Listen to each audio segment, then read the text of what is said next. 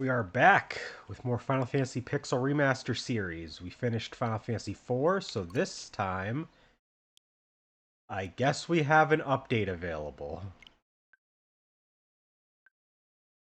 Sure. Oh, yeah, they did do an update to the Pixel Remasters to, do a few bug fixes. I forgot about that.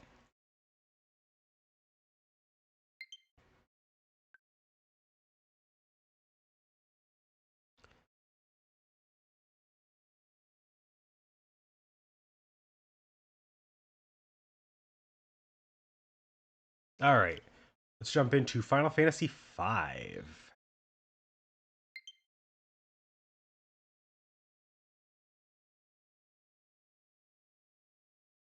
Where Beanix.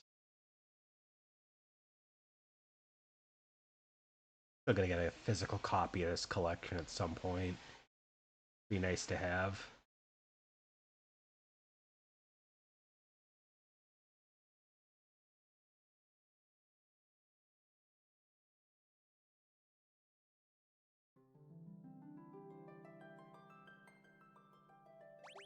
Alright, let's jump into our configuration settings, make sure we've got our music is going to be arrangement. That's right, we do want to do that. Oh yeah, I should probably take the chat and move it up to the top corner. That'd be a smart idea. There we go. Hi Al, good to see ya. Yeah, arrangement, music, we're going to use our classic font style. For some reason, it doesn't give us the option in the configuration settings on the main menu to do like the filters, so we'll just have to do a couple of these settings when we jump into a new game. But yeah, let's jump in. Final Fantasy V, bit of an underrated game. Not quite as many people in the franchise that are fans really know about this game. Not too many people actually really played it, but it's I would say it's one of my favorites, actually.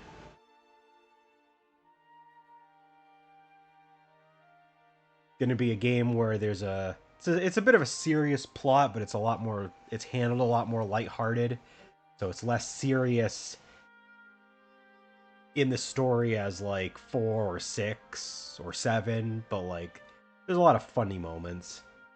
But the overall story's still like got a serious premise to it, so it's pretty nice. I like it. It's a nice like kind of like a breather from the more like epic adventures of 4 and 6. We got King Tycoon talking to Lena. Lena will be one of our party members later. He comes in pretty quick. There's only 4 main heroes for this game, so it goes back to something similar to Final Fantasy III, except the characters are named. They actually have like full backstories and everything like that. So it doesn't have a big ensemble cast like 4 or 6 do. They kind of do this thing in Final Fantasy where they like kind of try to go back and forth with like lots of characters or just a few characters. Like Final Fantasy 1, you just have the 4 Warriors of Light. Final Fantasy 3, just the 4 Warriors of Light. Final Fantasy 5, just the 4 Warriors of Light. But there's like more story to them in each of those games. Final Fantasy 2, you've got 3 core characters and then like a rotating character, and there's a bunch of those.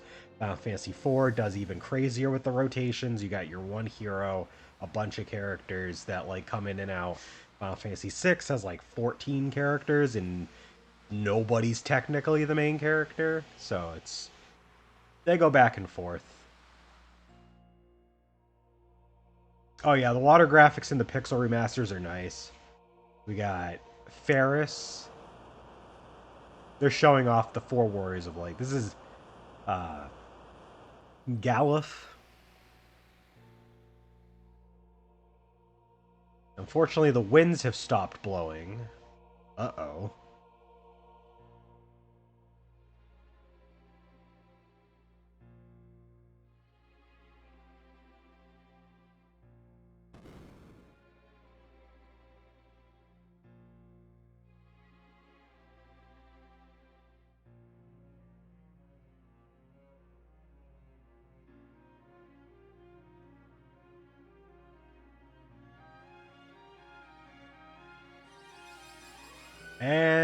crystals have shattered. Nice.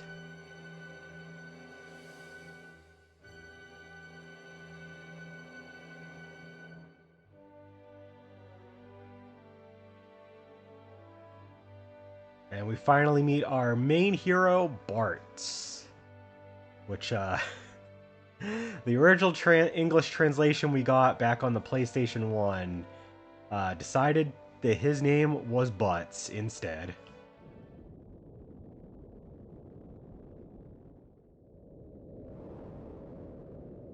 There's a meteor hurtling toward the planet. I forgot that was a thing. Yeah, it's spelled B-U-T-Z. Apparently, the Japanese romanization of the name is Batsu, so it could actually be Bartz or Butts. I prefer Bartz just because that's the name that they went with afterwards. Like, after that original translation, they went with Bartz every game since. And it.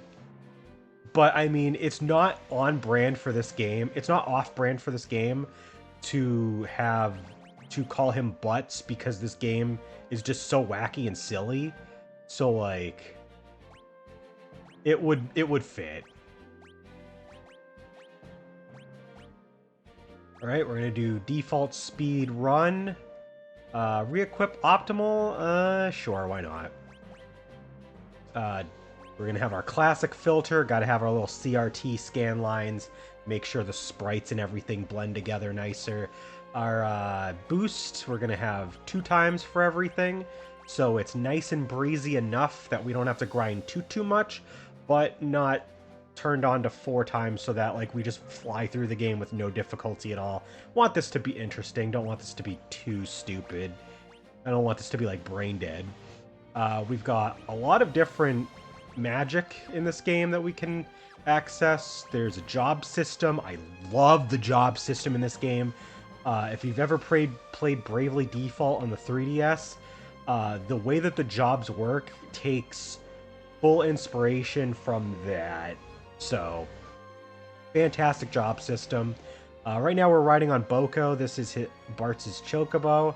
And he actually is like a recurring minor NPC. He appears in like a few other games. Boko is actually our first introduction to the ability to recruit monsters in Final Fantasy Tactics. So if you've ever played that, the Chocobo Boko is actually this Chocobo here. He like wanders away somehow from this world and makes his way into Evilise somehow. But Bartz is able to see these scoundrels taking Lena away. These goblins.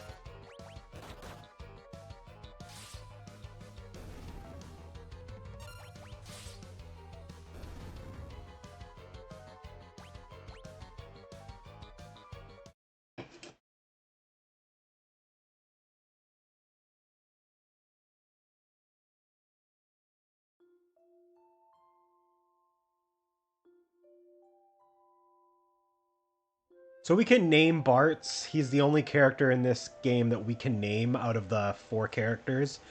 And you know what? Even though I'm going to probably in audio and on commentary be calling him Bartz, I think just for the shits and giggles, we'll use his original English translated name, Butts.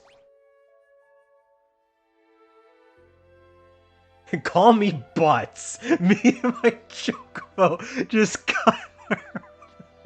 uh, Fantastic. So yeah, Bartz is just getting acquainted with them. It's on flavor for this game. This game, despite having a serious plot, never tries to take itself too seriously. So it fits well enough. It's fine. It's one of those things where like as long as we know the character we're talking about, it doesn't matter which pronunciation you go with. So I'm gonna be a people pleaser. We're gonna go with Butts, but just know I will probably call him Bartz a lot more.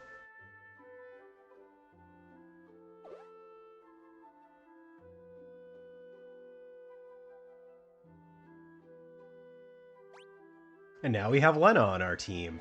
So now we've got... So all of our characters, just like in Final Fantasy 3, are going to start with like a stock class. In Final Fantasy 3 was Onion Knight. In this game, it's Freelancer. They would actually use the Freelancer job when they redid Final Fantasy 3 and put the Onion Knight as like an endgame class in the DS version. So that's pretty cool.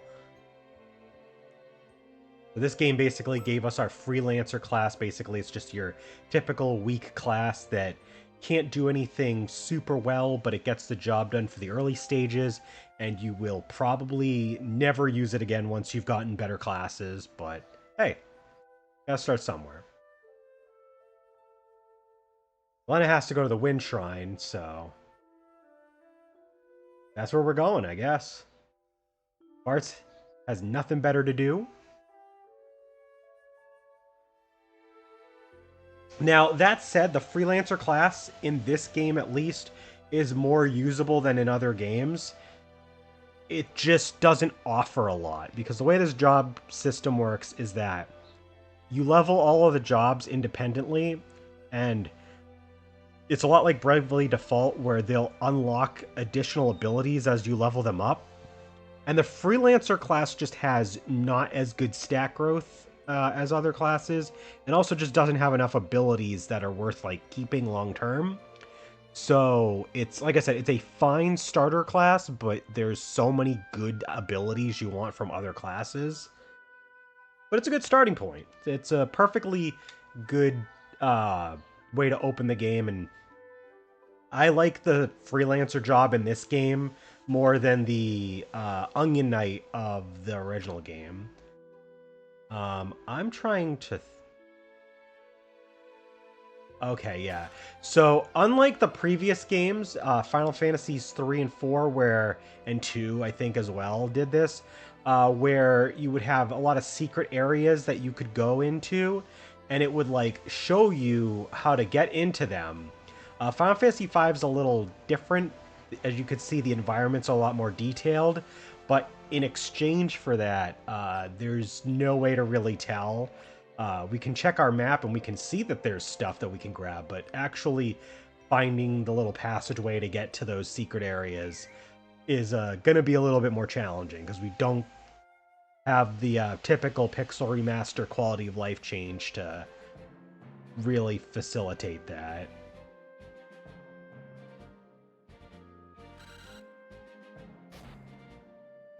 I do love how much more expressive the characters are in this game, though. You can see with Butts here.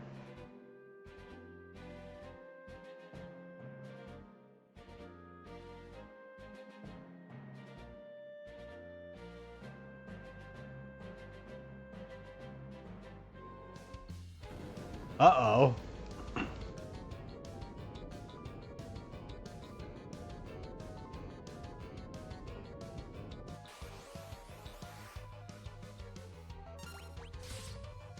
Gotta hug the walls a lot more. Yep, we're gonna be doing that a lot.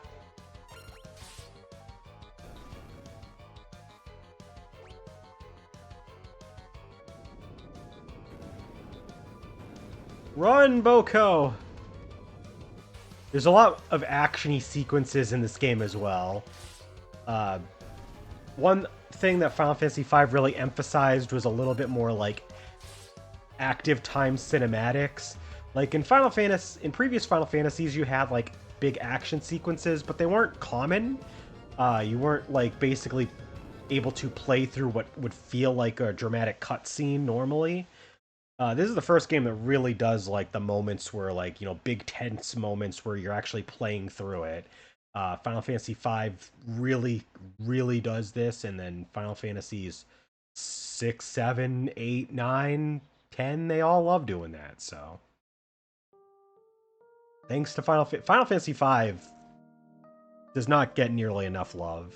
It is the start of a lot of really good things that the next several games would do.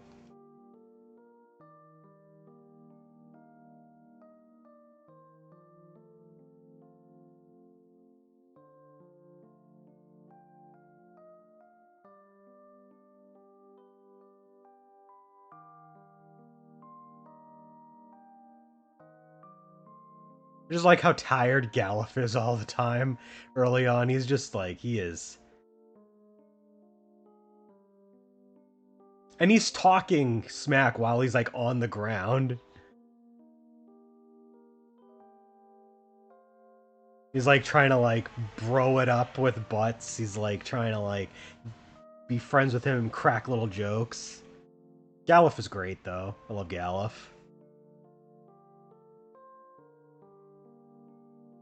I don't know what it is, but like over time I just like grew to like not care for a lot of like the cliche old man type characters from some RPGs, but Galuf is great. Galuf is awesome.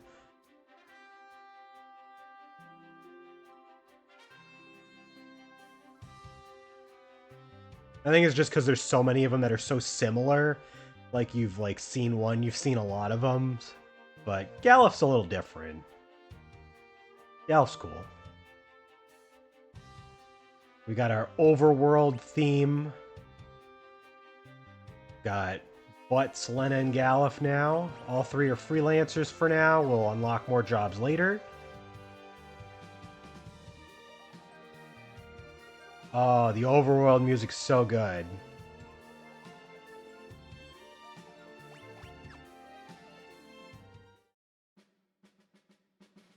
Alright, let's go ahead and make our way into this cave. It literally is just called Cave.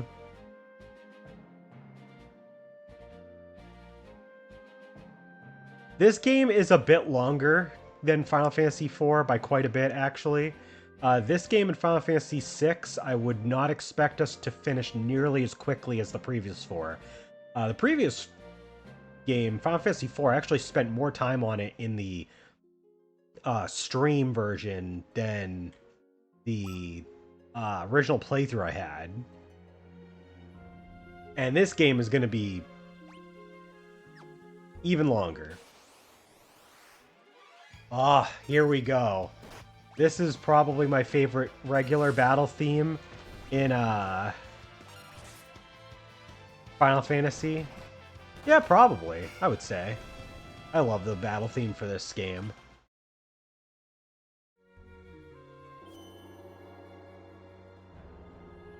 We got our typical springs that heal the crap out of us.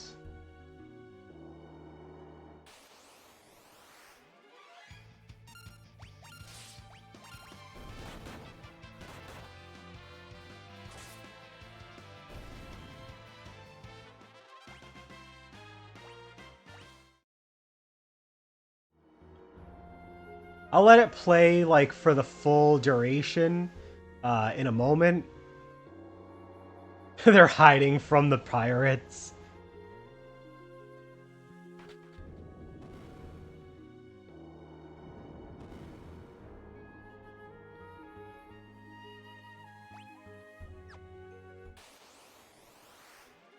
All right, let me turn this up for a little bit.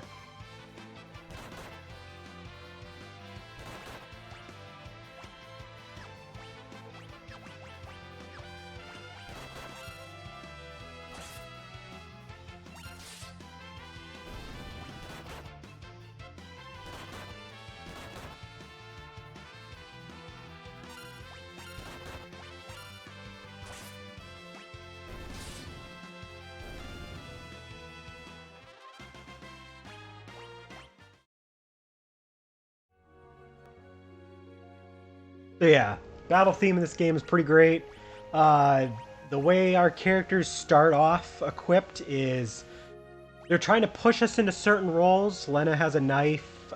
Galuf is barehanded, so he's gonna rely mostly on his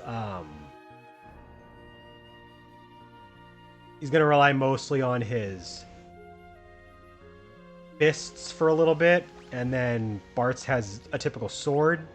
But later on, I'm going to be flipping jobs around a lot, and you're going to see that I'm not usually too keen on the specific starting points of these characters, at least. I go some interesting directions, I would say. I still probably have a pretty standard build for my overall team, but I definitely switch things up a little bit. Like, You won't be seeing Galuf as like a monk type. You won't be seeing Lena as like a thief or agile type character. Nah, these are gonna be some interesting builds. We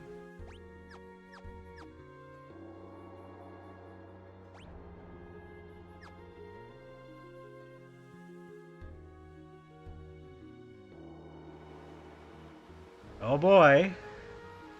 That's a ship.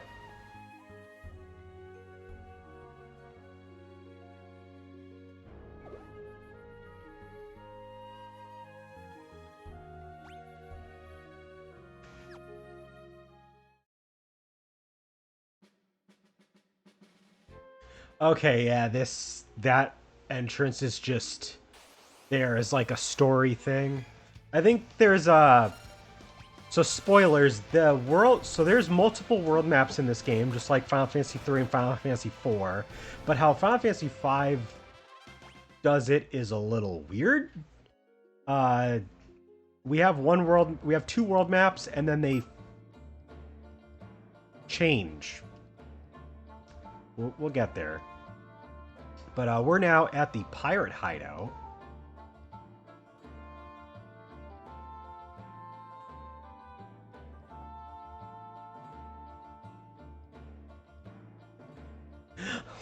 Lena, I don't think pirates are that friendly.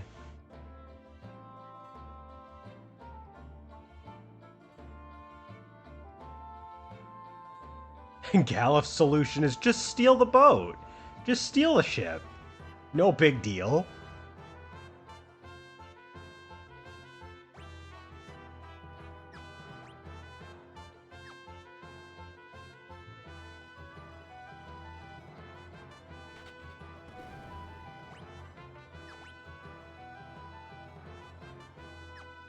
Now the boat is that way, but like... Alright, he's sleeping. Are they all being... Yeah, they're all blocking it. Okay, never mind.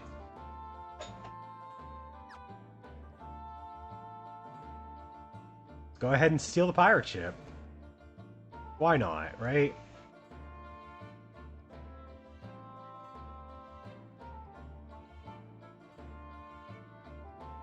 Why shouldn't we just take this ship that is definitely not ours?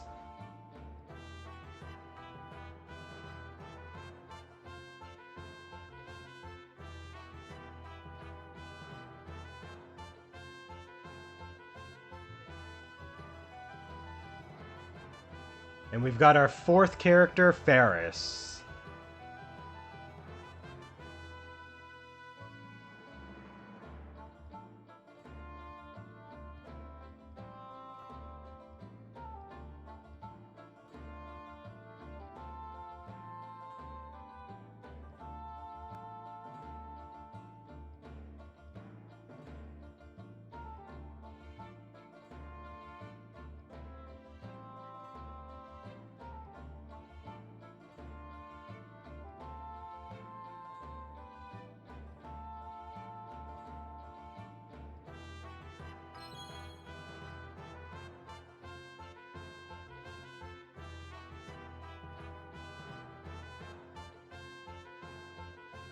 Oh no. Lena, you've really done it now. We're all going to the brig.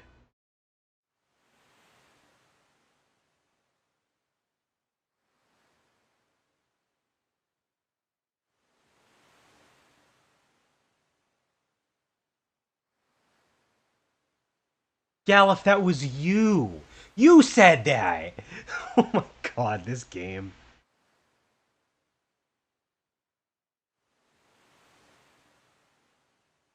Yeah, okay, bullshit, Galif.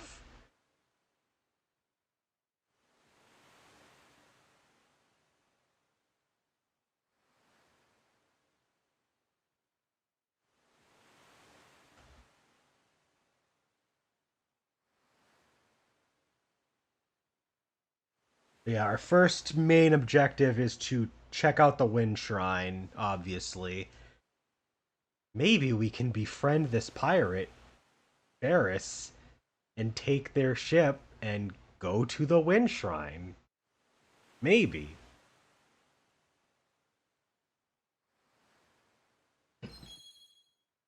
Yeah, it turns out Ferris also has a pendant that matches Lena's.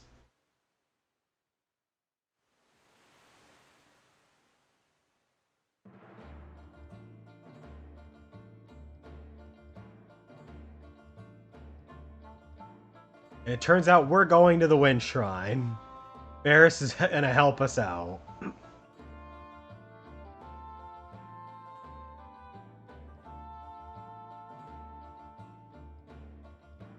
Sometime today would be nice.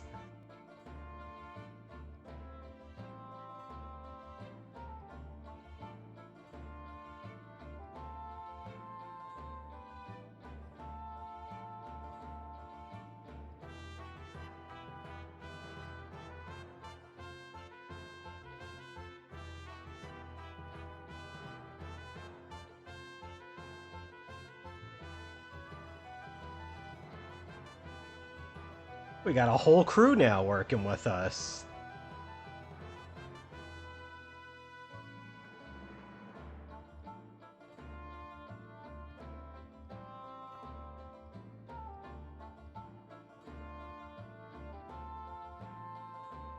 As it turns out, the reason that this pirate ship is able to continue to sail despite the winds is because there is a sea dragon that is helping to pull the ship. That is Ferris's friend Sildra.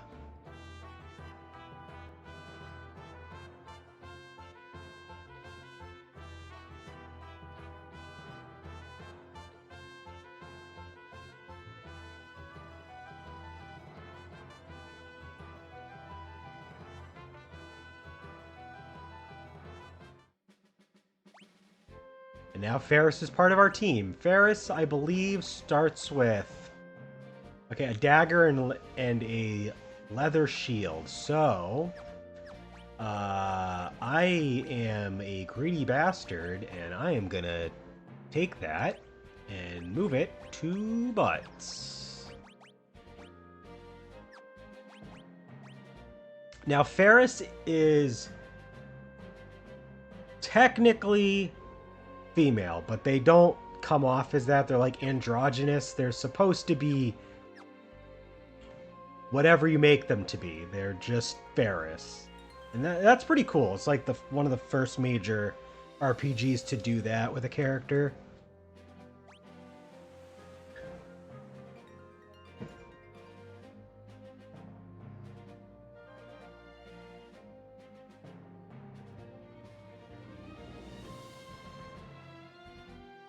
Now, unfortunately, the game won't give us full control over the boat right as we start, so... Actually, can I go... Oh, now I can control it. Okay. Yeah, it was just showing me the way to the Wind Shrine. I want to go back, though, to the pirate hideout. If possible.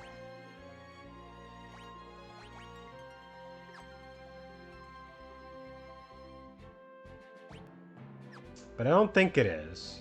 That's a shame. I was hoping that there was a way to go back and like maybe do some shopping. Guess not. Let's see what enemies we got here. Oh yeah, there's a class of enemy that's literally like a chipmunk with an acorn. Later in the game, there's a very strong variant of them called the Skull Eaters. They don't have a lot of health, so they have really high evasion, high defense. They're kind of metal slime-like, but they don't give like a super high amount of experience. And yeah, they do some crazy damage, though.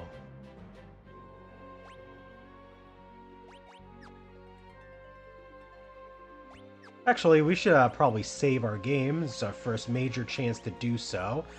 You'll see that this is my... I actually... Oh, I saved twice. I saved my endgame file, like, when I beat the game, and then I saved in the post-game after I played for a little bit. So, yeah. I think I'm gonna save over File 2. File 1 is literally what File 2 was.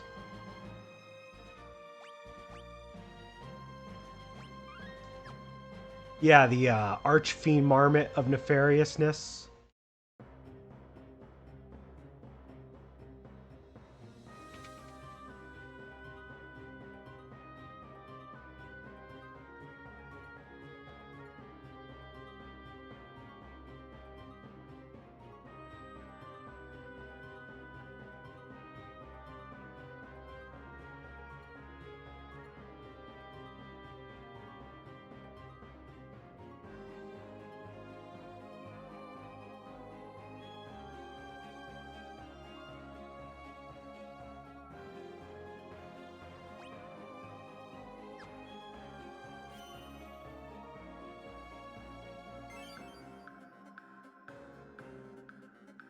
Talk to these guys, try and get whatever goodies we can.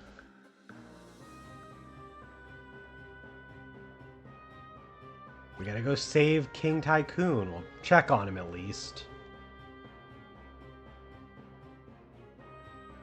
Good job remembering its name. I remember quite a lot of classic Yu-Gi-Oh monsters. Goblin Punch. That is an ability that we can get later. There is a class that will unlock soon, I think, TM, the Blue Mage, and they can learn, as Blue Mages typically do, a bunch of enemy skills, as long as they're used on the Blue Mage. Or do they have to be used on the Blue Mage? I don't remember if that's how that works in this game, or if they just have to watch it be used in battle. I think if you have... I think it might be the second one. But whatever the case, we'll be able to use a bunch of blue magic, and that is what I like to have Bartz as in this game.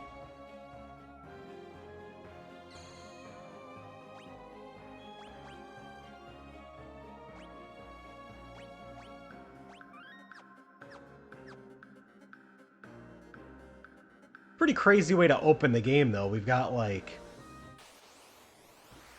control of a pirate ship. We're heading right to the first shrine. Like, this game starts off just throwing you right in.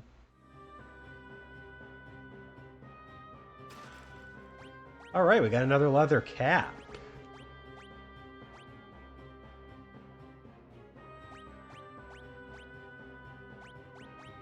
I guess we can give that to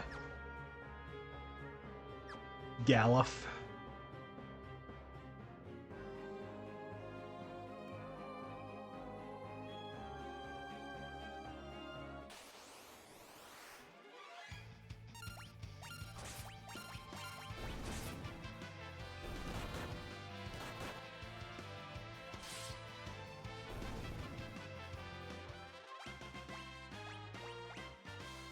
Leather shoes.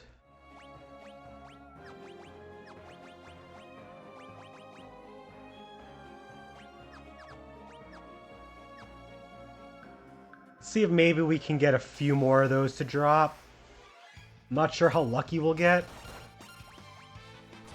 Money Wizard.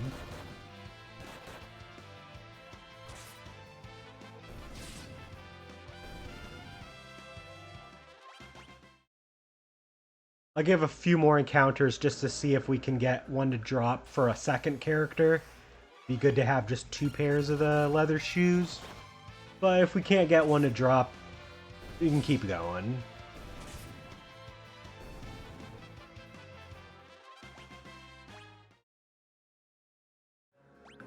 I think if the characters get up to like level 7 or so, I think that'll be enough.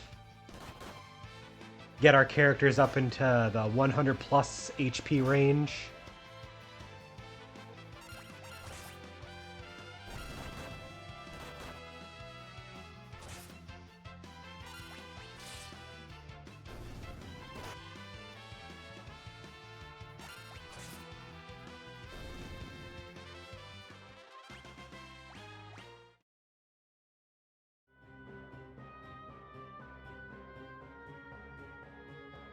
Oh yeah, so we can't see it right now, but the job system, okay, actually, yeah, so ABP I believe, is the ability points for our current job, and we haven't gotten anything because I think this job, I think the freelance job doesn't gain any new abilities, if I'm not mistaken.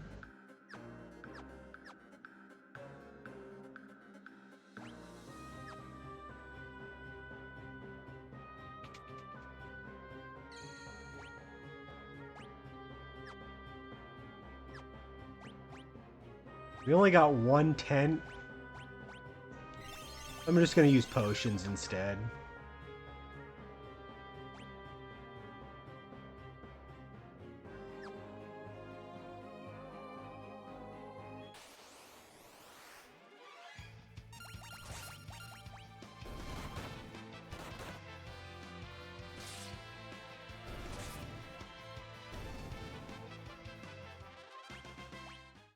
Got Ferris leveled up.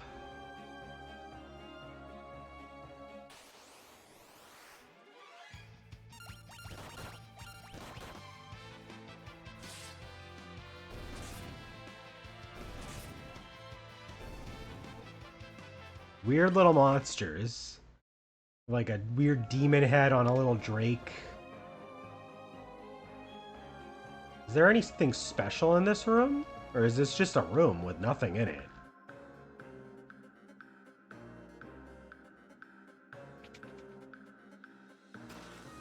Hey, we got a broadsword. Okay, that's another broadsword. That's cool. Oh, that's right. We can... Is that something that everybody can do? Yes. Wait, no. Hold on.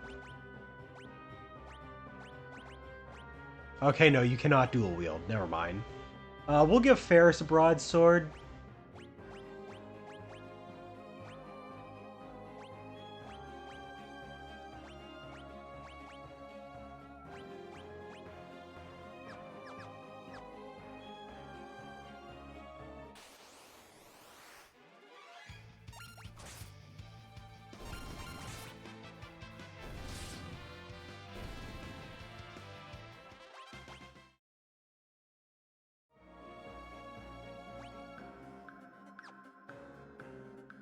Alright, let's make our way back to the save point. We're going to save. Fight whatever we can on the way. We'll fight that little dude and move our way forward. There we go. We got the leather shoes. Alright, I'll give these leather shoes to Lena because she is kind of under-equipped right now. Oh!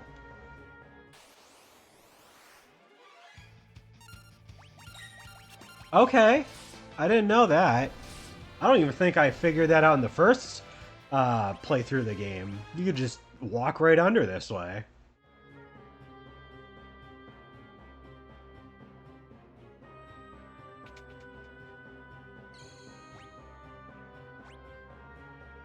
Alright, let's go ahead and pop the tent, because I want to keep the other potions just in case we have any problems, but we are really early in the game, so I don't see that happening. You know, just in case.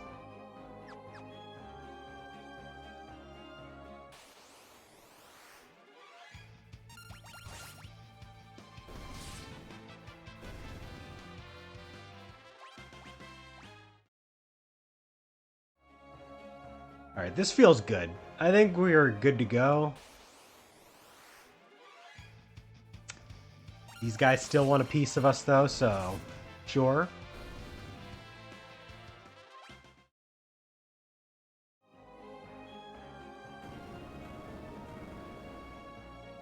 This guy's not playing around. This is our first boss fight.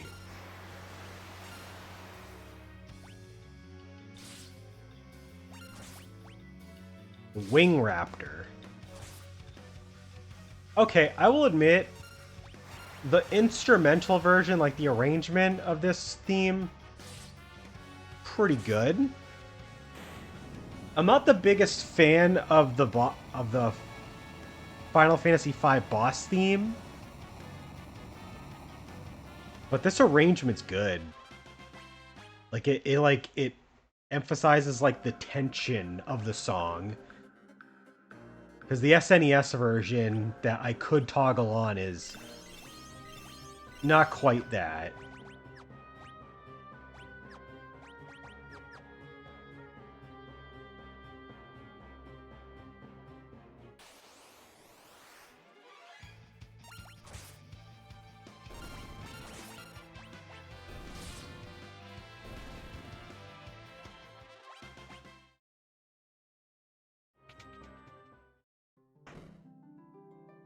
Oh no!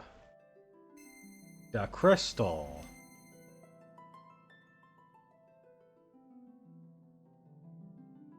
Something I do find cool is that the shards that the crystals break into are actually the shards that will give us our job classes. So there's 6 of these shards, it looks like. Uh so we're gonna be getting 6 job classes. But we're getting the energy of the other crystals first. But the water, the fire, the water, and the earth crystals.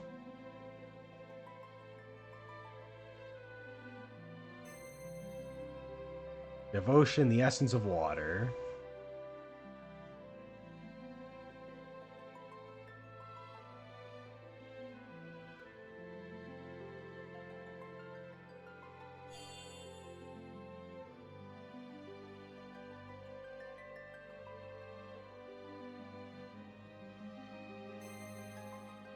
Hope, the essence of earth.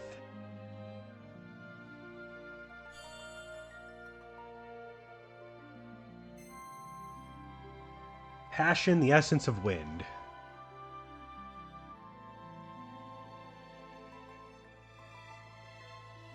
So the crystals have chosen our 4 heroes.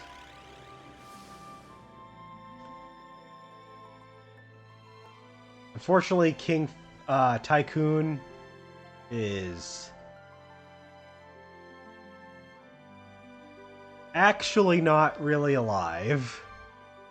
He's using the last of his energy to be like, hey, you guys gotta save the world.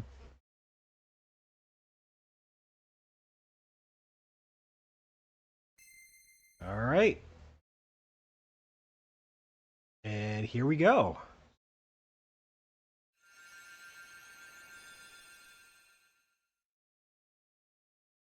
Knight, monk, blue mage, thief, black mage, white mage.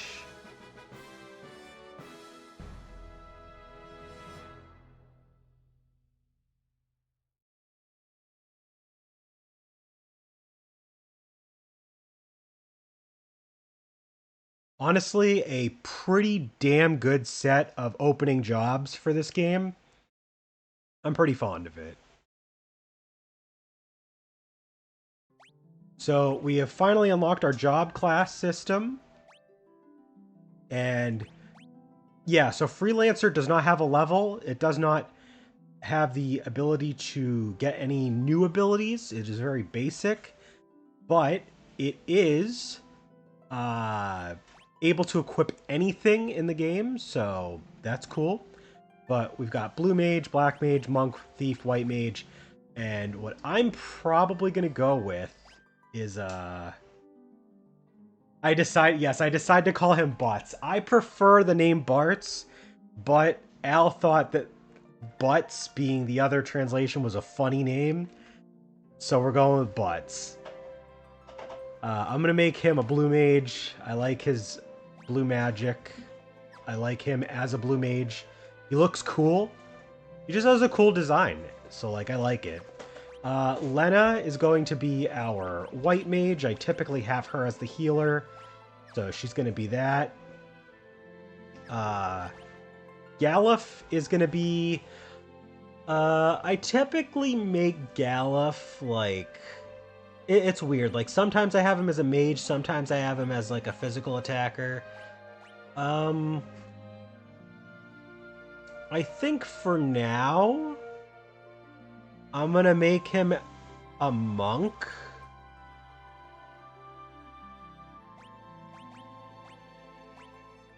Nah, you know what? No, no, no, no, no, no, no. I'm gonna make Galif a black mage. And there's gonna be there's reasons for that that will come into play later. And Ferris can be a thief. I typically have Ferris as like another like agile, like physical attacking class, and she's usually pretty good with that. I want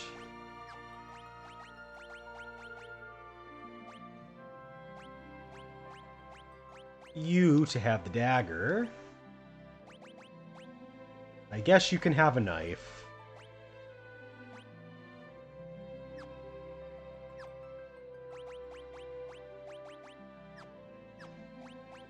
So we can go into an abilities menu now, and if we level up our characters as jobs, some of their abilities as they level up will be able to be selected as a second set.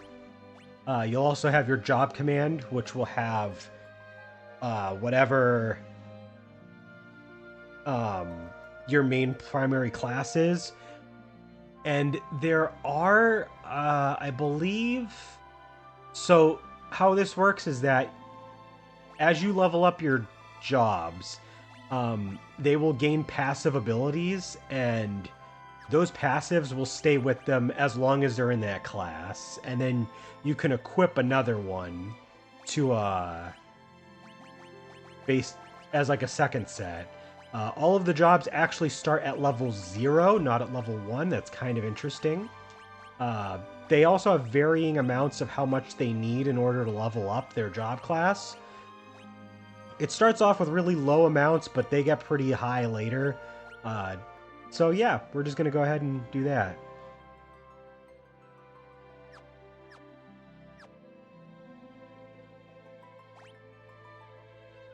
Oh, they did use those sprites? That makes sense. I mean, I know from what I've seen, like, some of the stuff in that fan hack is, like, taking inspiration from the jobs later in the series, so it makes sense to use assets from later in the series for that. I don't know if there's anything that they take from Final Fantasy III, but I assume. I've already explained basically how the job system works, so we're not gonna... I did go through this when I first played and like learned about how it works, so we don't need... Thank you, Chocobo, but we're good.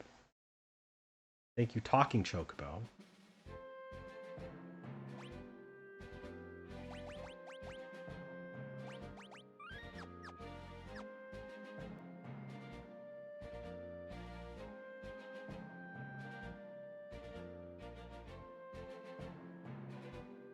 We can change our vocal character if we want. Nutkin.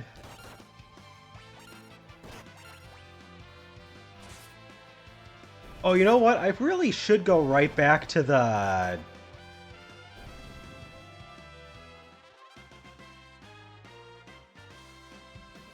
I really should go right back to the Wind Shrine. Okay. I think we're going to go back to the Wind Shrine because there are goblins that can use Goblin Punch, and I want Bartz to learn that.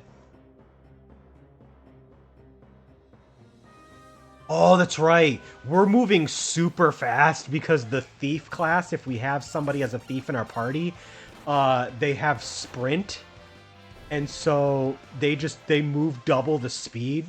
And that stacks with the base running. I was like, why am I moving so fast?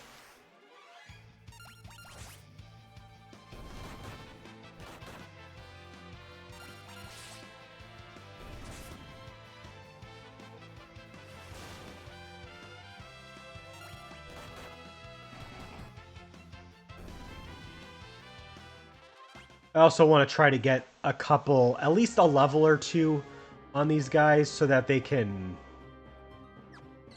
have access to some basic spells.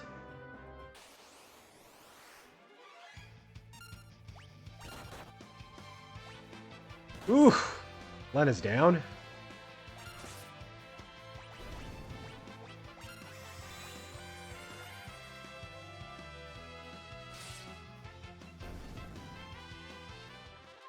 Okay, so yeah, I do have to be hit with the Goblin Punch in order to learn it. It looks like. Check an enemy's HP. I mean, might as well.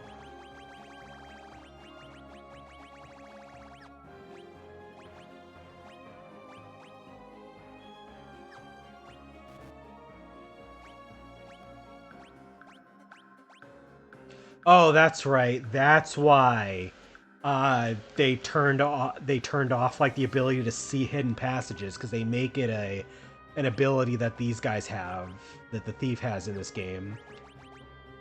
That's right.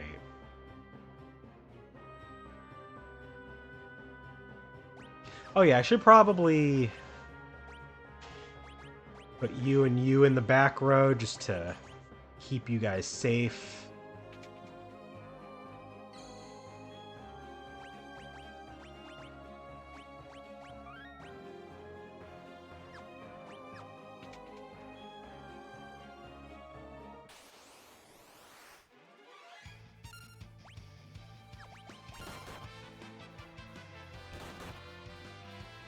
Damn it.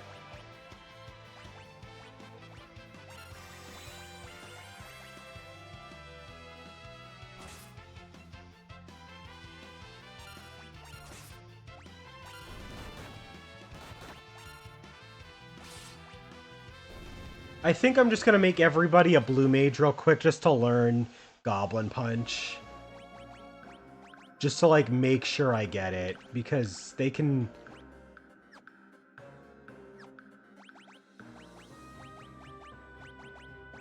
I'm going to be doing this a lot, by the way. Like, even more than in Final Fantasy III.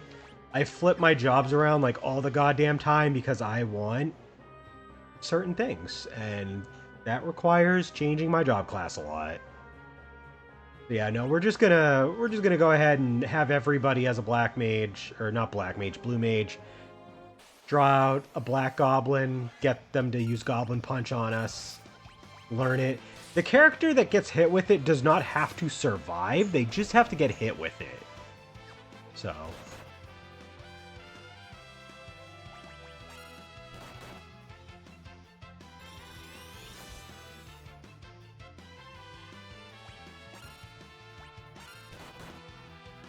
there we go. Sorry, Galuf. Greater good.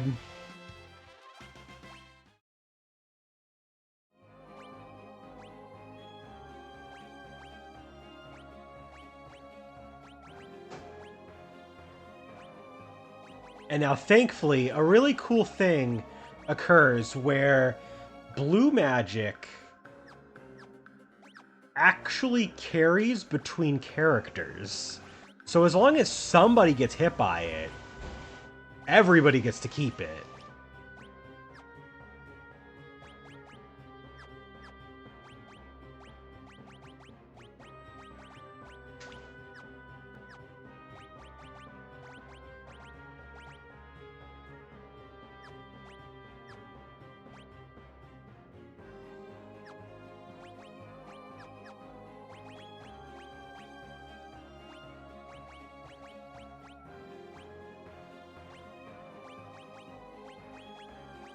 Oh shit, apparently we got another set of leather shoes at some point. I didn't see that.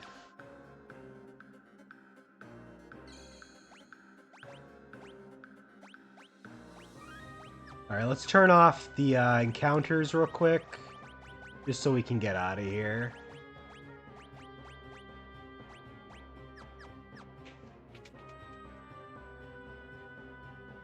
Zoom!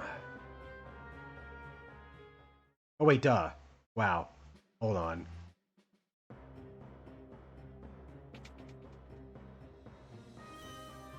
There we go.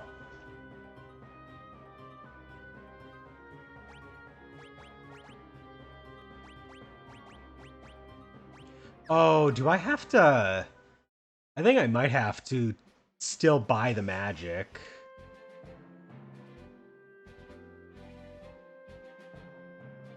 We should have, like, our basic stuff in this next town, though. Tool. Oh yeah, whenever we like reach like a city, all of the pirates that are part of Ferris's team will just go to the inn or the bar and they just chill out there.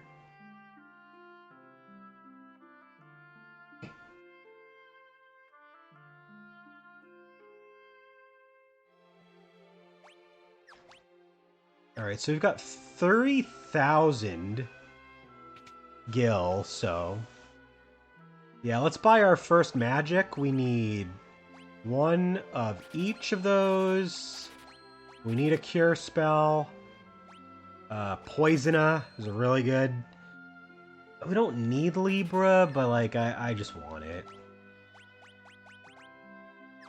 Thankfully, once you buy it, just like the blue magic, you just have it. Just everybody just has it. So like you don't have, you just buy it once.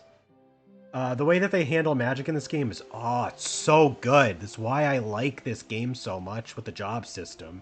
You don't have to buy multiples of magic in order to get what you need. Like, you buy the one and everyone has it all the time. It's so good.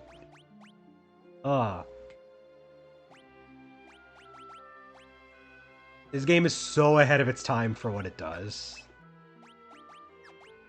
Alright, so we can give Lena staff. We can give you a rod.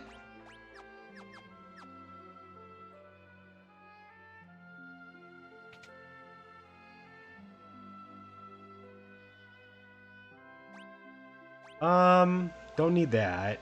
We do need more leather caps, though.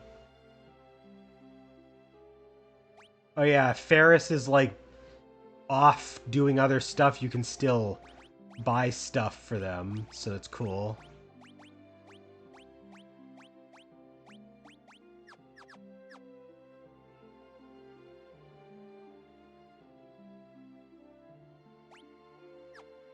Last thing we'll do is we'll buy some restorative items.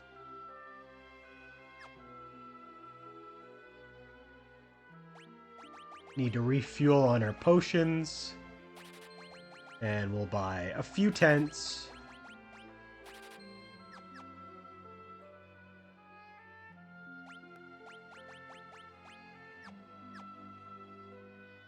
Alright, let's go to the bar. Look at all of our pirate friends. There's so many of them.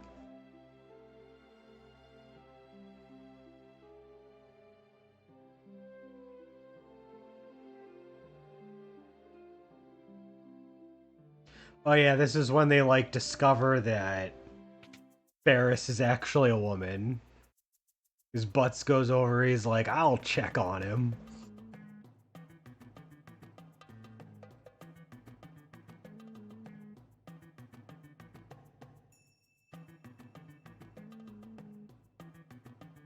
No.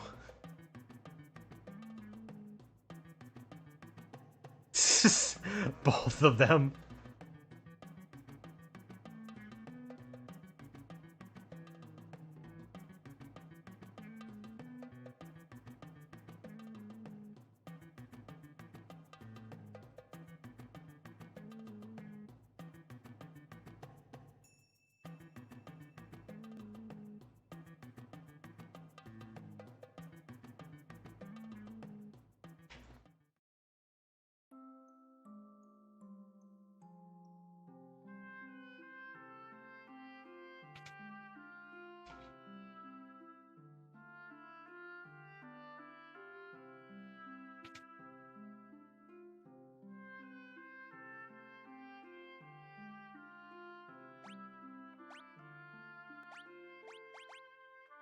There are a few chests here we can try to grab. Some other items if we explore a bit.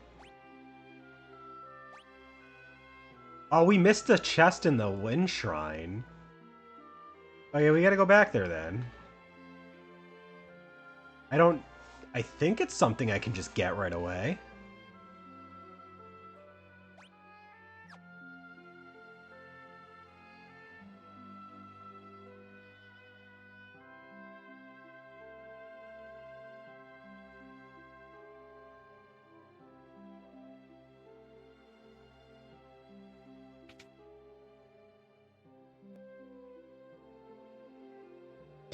I love how much more expressive the characters are in this game.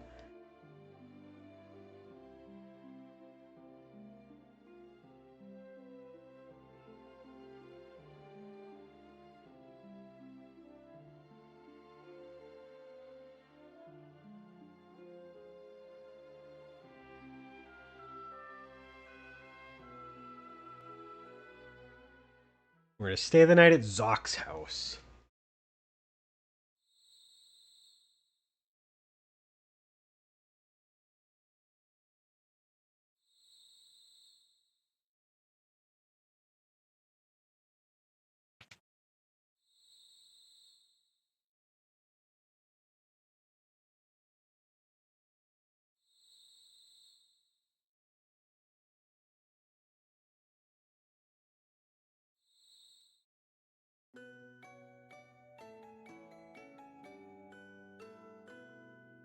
It turns out that Bartz is not just any old dude, but the son of someone who had to protect the crystals in the past.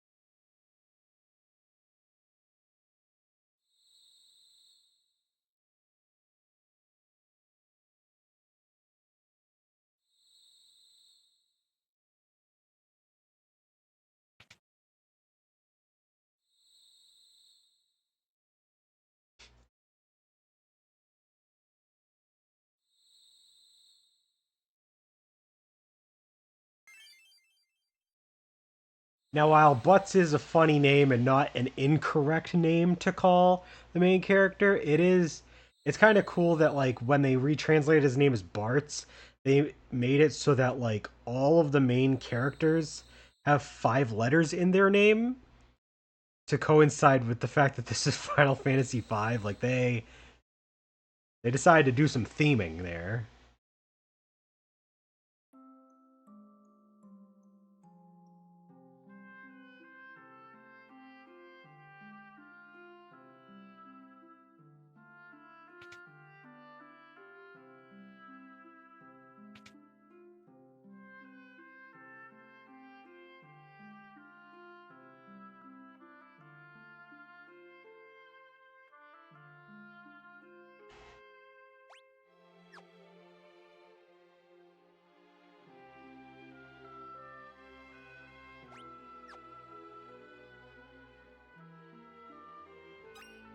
There's a Phoenix down.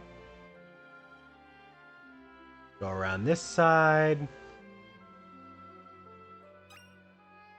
Oh, there we go. Another pair of leather shoes. We can give those to Ferris when they rejoin.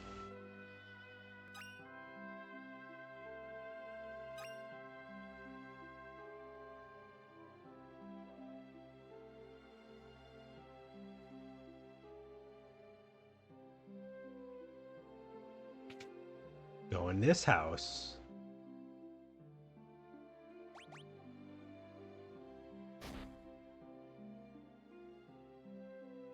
If we're a pro, they kick us out. Because this is supposed to be for, like, newbies to learn about stuff.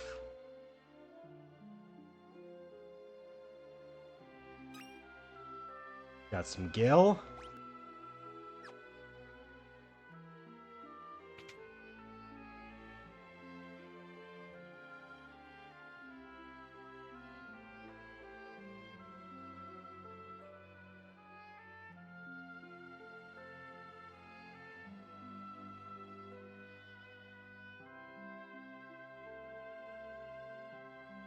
Be careful, the pub is full of pirates. Those are our pirates. Thank you very much.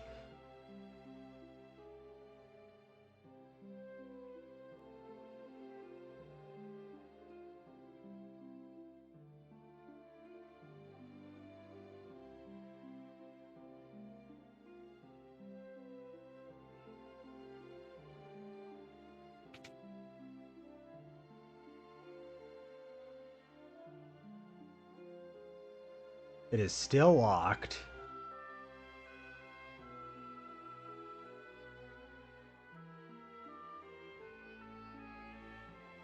I think we can just leave. I'm pretty sure that, like,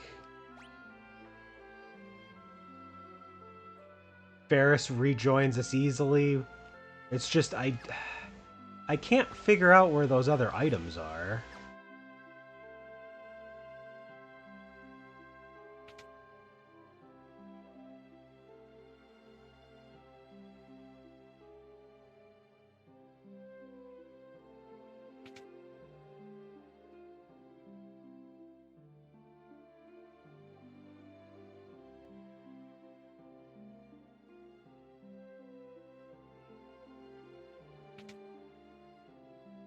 Maybe we actually can't get them right away?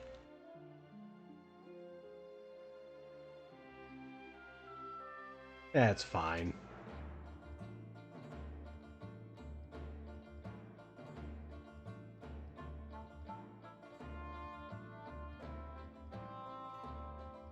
That...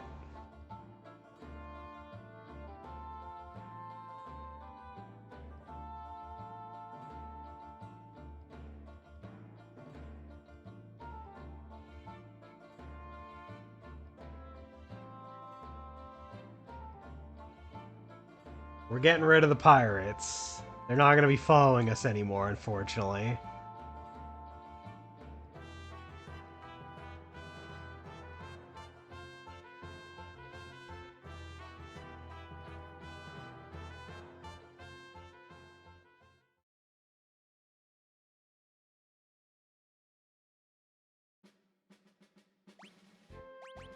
Alright, now we can go in. Give Ferris leather shoes. Got a nice rounded team here with Blue Mage, White Mage, Black Mage, Thief. That's pretty good.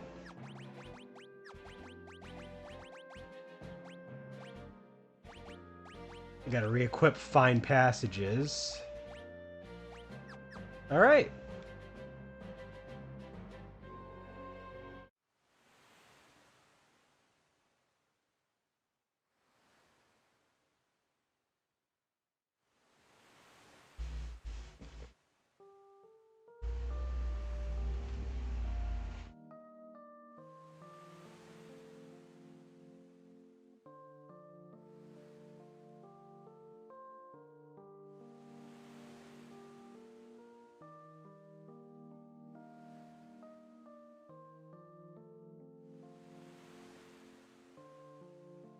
Yeah, unfortunately the crystal shattering does mean that the things that they embody kind of screws with the nature of the world.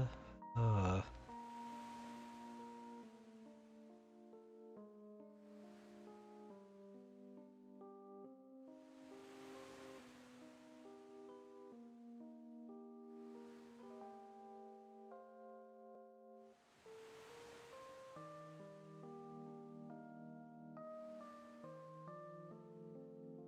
Okay, Galuf.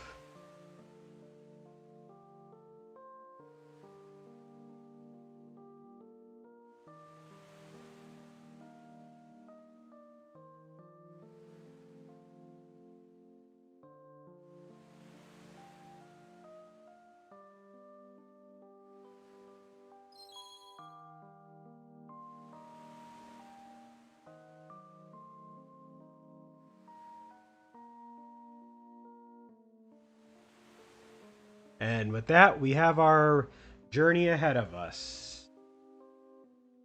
An epic journey where we go on across the world to save 4 crystals. Gee, sounds familiar.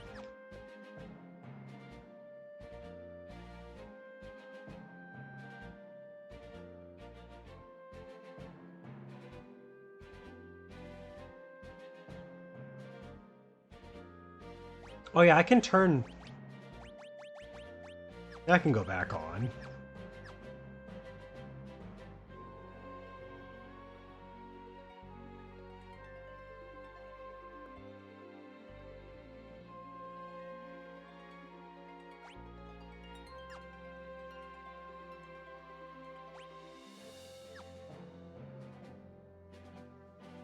There is a thing that opens up later in the game, but we won't be able to go to that yet.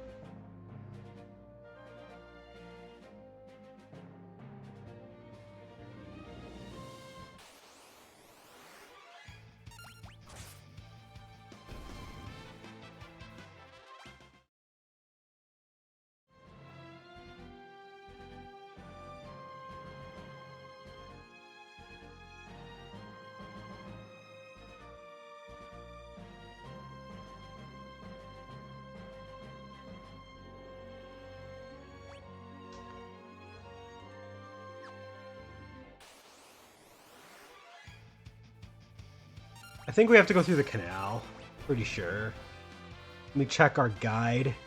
I have a guide opened up, I just haven't bothered to use it because the opening is really straightforward. Oh, wow, that's funny. I could have gone to Tool first.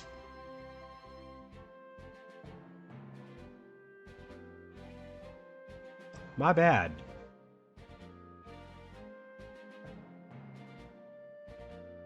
You know what's kind of funny is that enemy that we fought, the boss fight with the raptor, it's supposed to have a thing where, like, it can shield itself with its wings, but we killed it so fast it never had the chance to do that.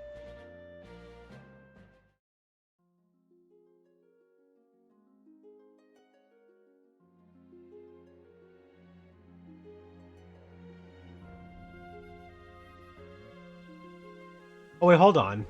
We can go back to the pirates' hideout.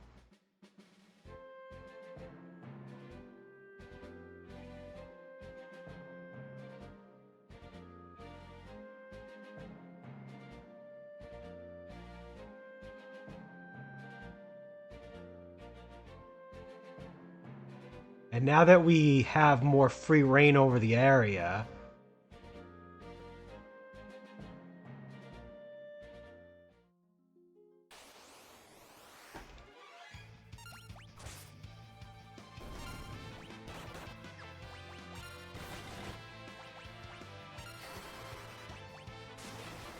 can maybe try and grab whatever items are in there.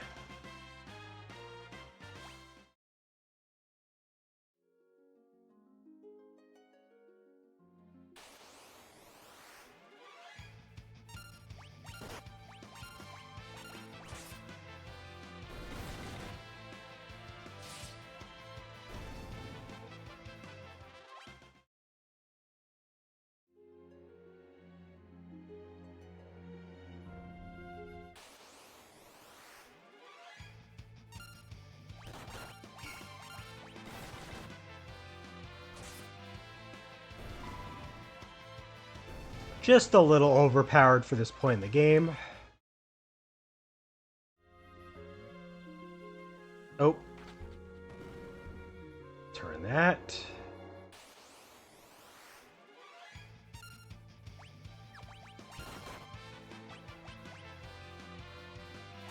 Cool. It's only a potion, but it's better than nothing.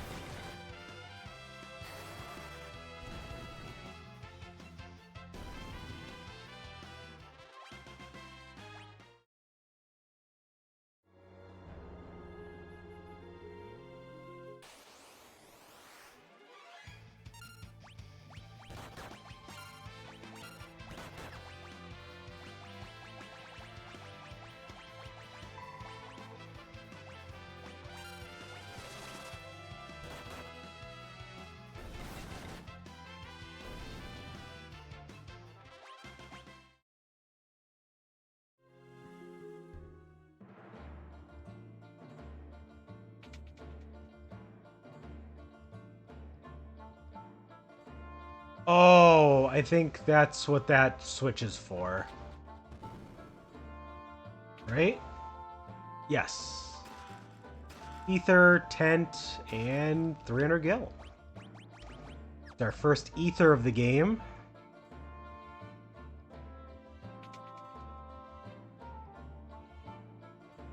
Boko!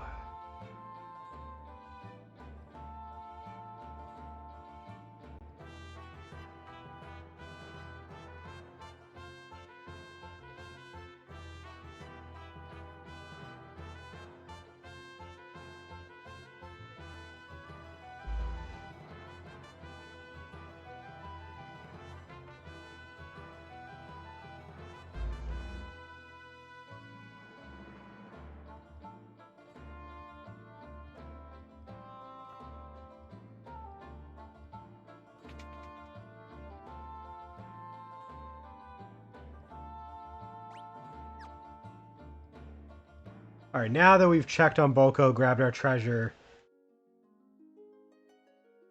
we can get out of here.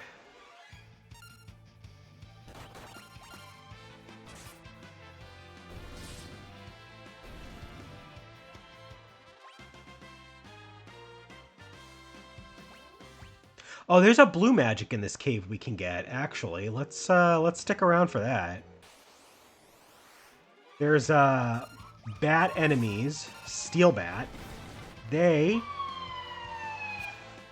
okay. I have some loud vehicles passing by. Black magic and white magic level 2. Varus learns Scram, which is an upgraded version of Flee, which ensures that you can leave if you want to leave a fight.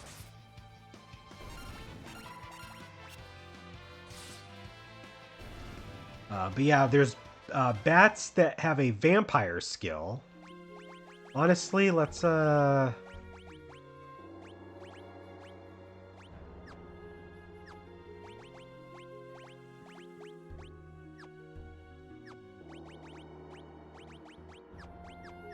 our blue mage squad. Just wait till we can get a vampire. There we go.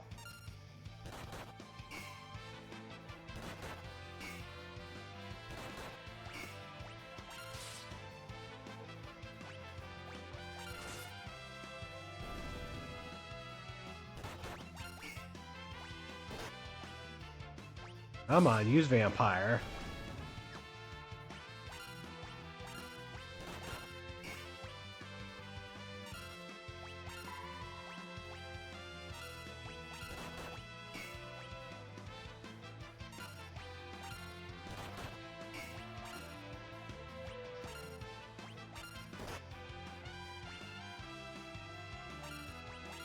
Damn, this guy really doesn't want to use vampire.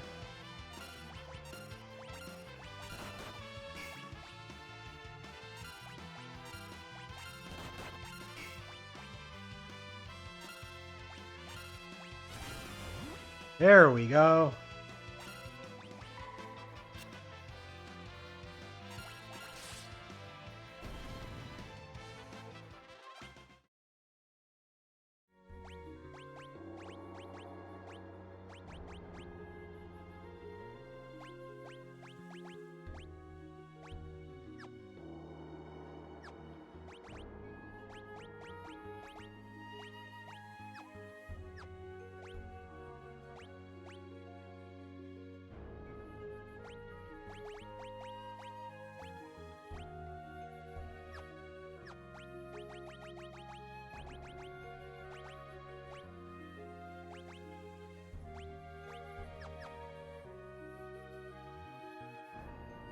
Now we can get out of here.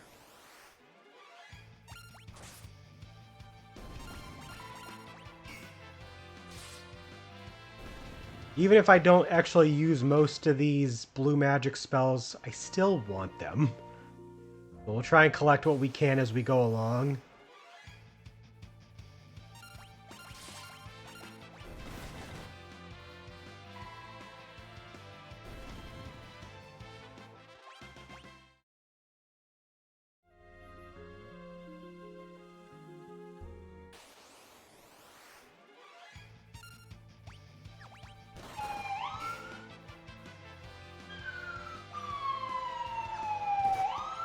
Okay.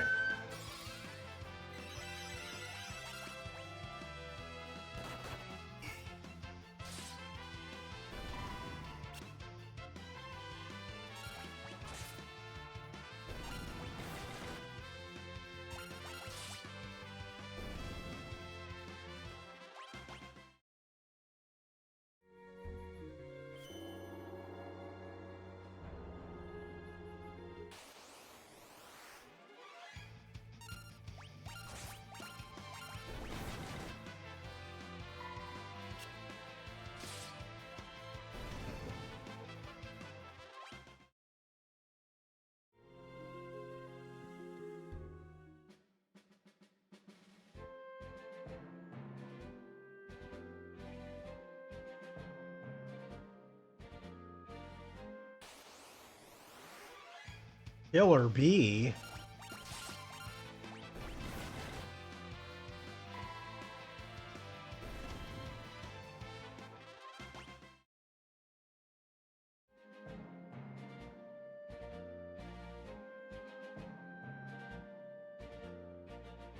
Alright, now we can go through the canal.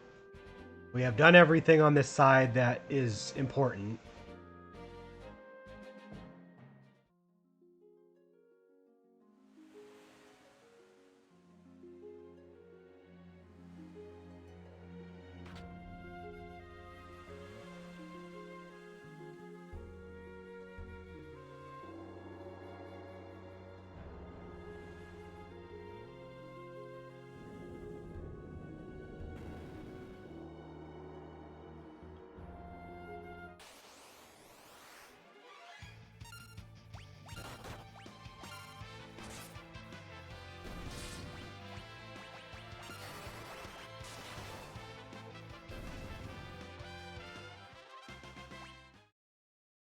Those guys are weak to thunder magic, so we'll use that as we can.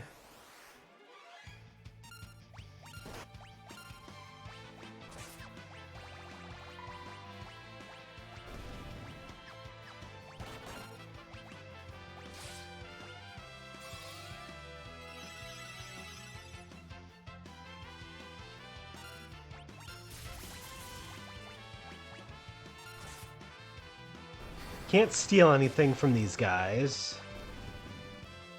They're not really worth... They don't drop anything besides potions. They're not worth a whole lot more than just a bestiary entry.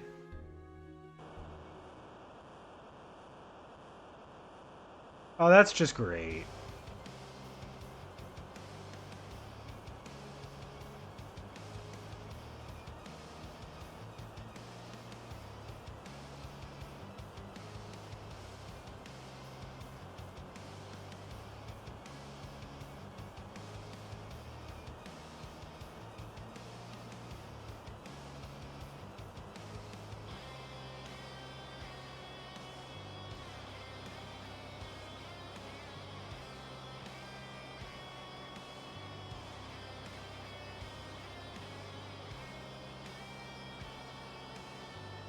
Oh, there's another blue magic that I can get. Oh man, oh no. I totally missed it.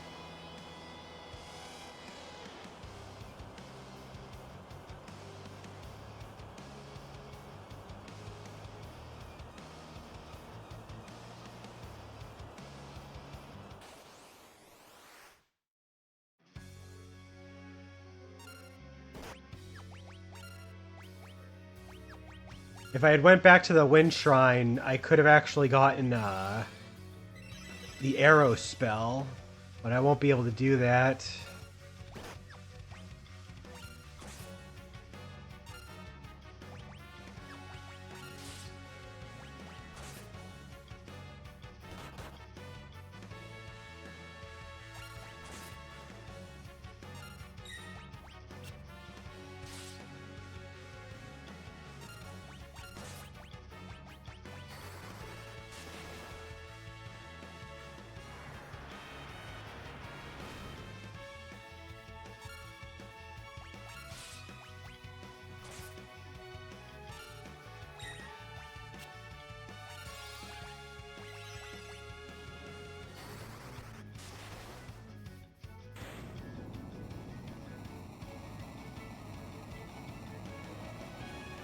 At least we beat the boss.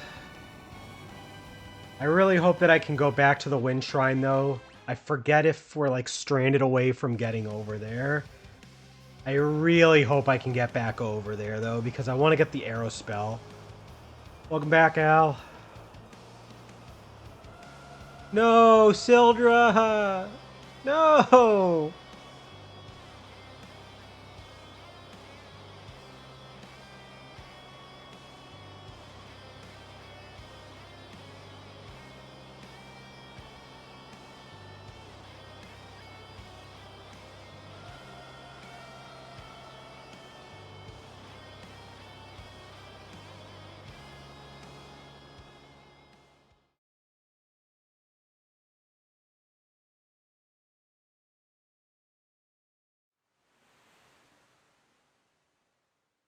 Hold on, hold on. I'm gonna go back to the autosave because there's an autosave. I hope that my autosave is before that boss fight. Because if there is, I'm going back to the shrine and I'm getting my goddamn arrow spell first.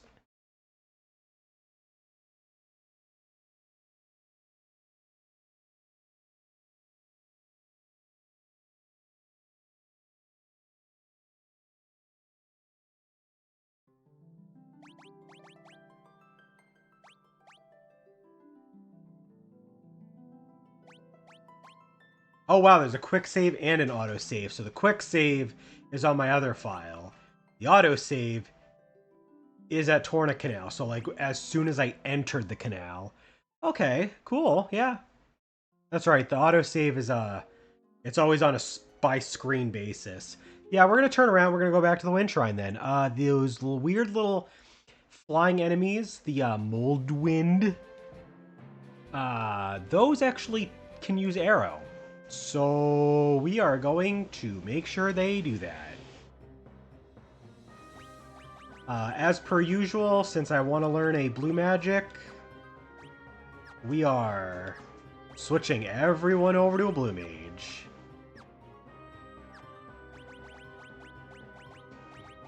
I said this before, but I will be flipping aggressively between my jobs, and especially blue mage whenever there's a new area where I can learn blue magic. Best believe we're all blue mages till we get that spell. Team blue mage, let's go.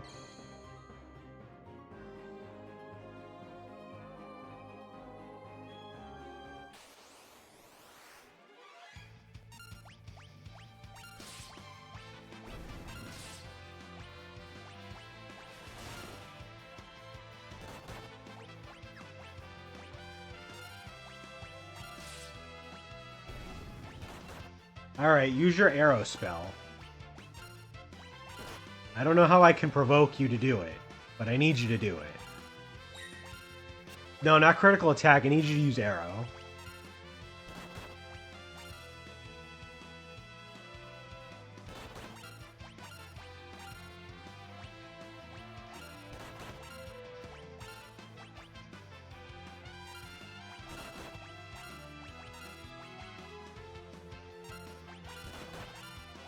I don't got all day, Mold Wind. Do your thing.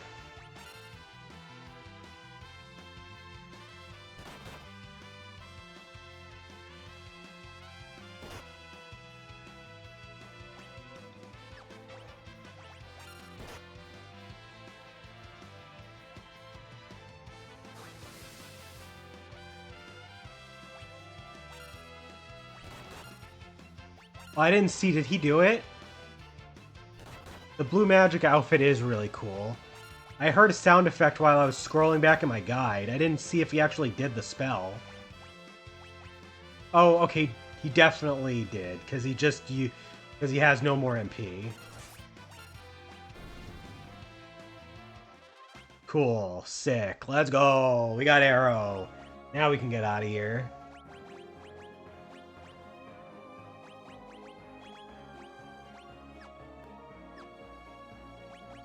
I really like the blue magic outfit, like especially for Bartz. He rocks that shit. I love Bartz as a blue mage.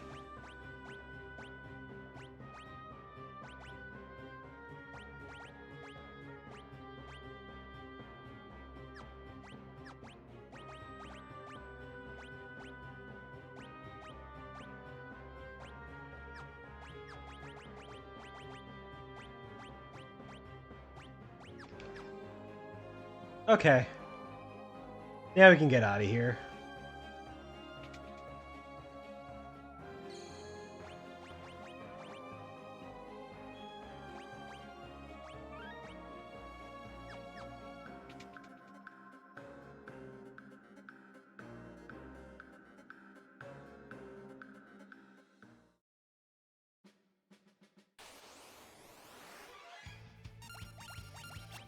I feel bad that there's a stray cat enemy we can fight in the beginning of this game. I don't want to fight the cats. But they want to fight me, so...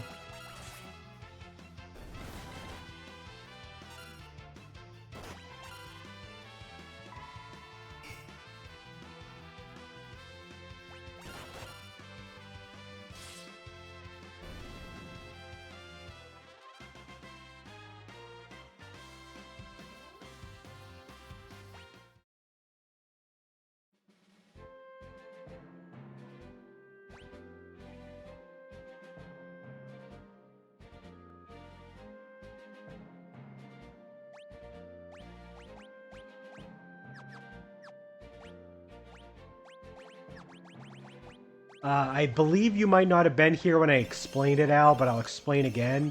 One cool thing I like about this game is that when you buy magic at the shops, you just get to have it for everyone.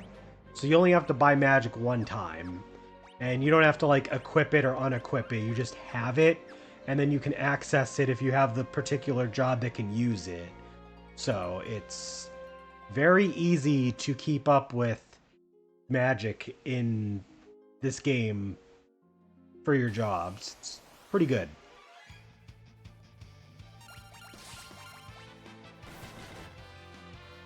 Oh, okay. That's right, you did. I had a feeling you would have had the audio on. Alright, now that we've actually got what we want, now we're fine to fight the boss fight and go get stranded.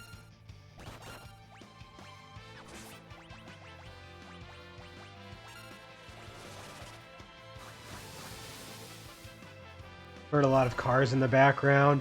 Yeah, it's that time of day. I live right along a busy street of my town, so there's a lot of people coming and going. I also had the window open so that one of the cats could look out the window.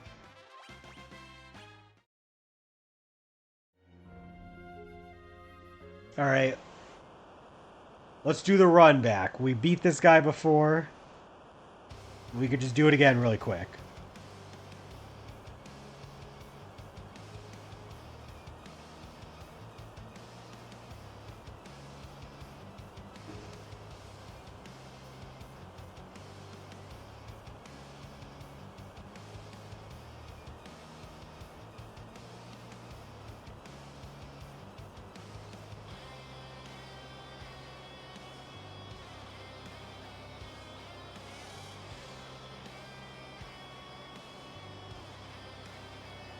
I never took a break, and honestly, I don't think I will. I'm probably going to play till about 1:30-ish my time, so for another hour. Give or take, it really depends on where we stop.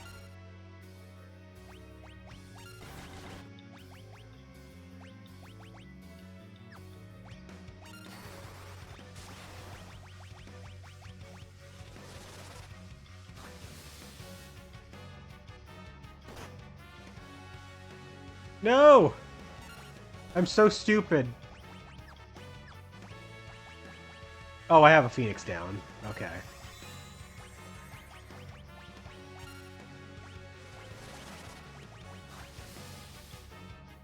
It's the Mad Lobster from Yu-Gi-Oh! I really find it interesting that that enemy has,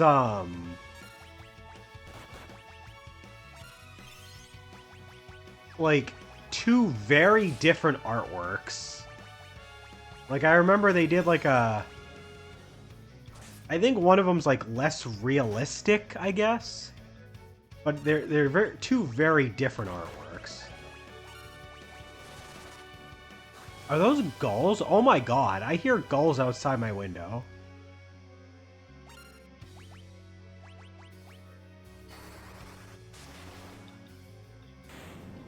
Alright, easy enough fight.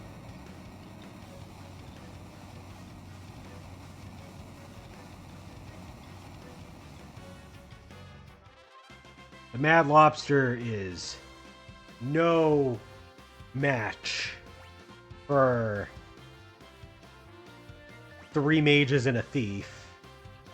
Ferris learns Sprint, which I believe is basically that passive that as she's a thief, you just can, like, have sprinting around the overworld. Not the overworld, but inside of like towns and dungeons and stuff.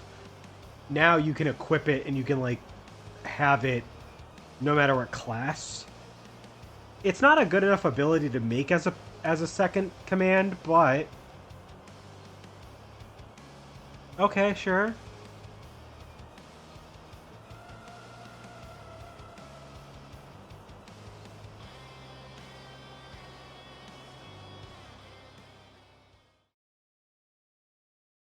Now we're going to be stranded.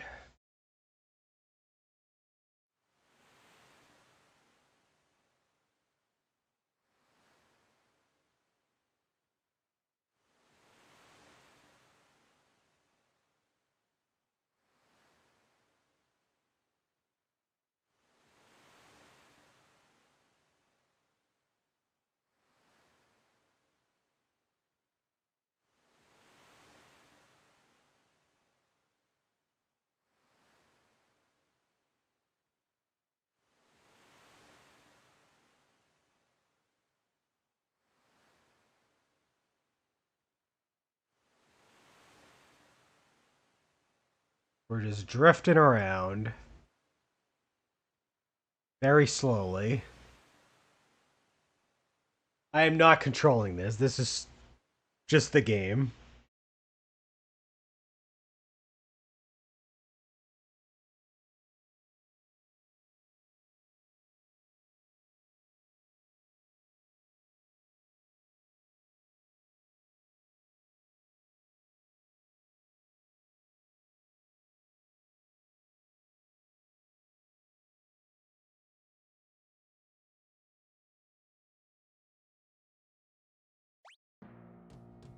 We're now in the ghost ship graveyard. Or ship graveyard. Skeletons!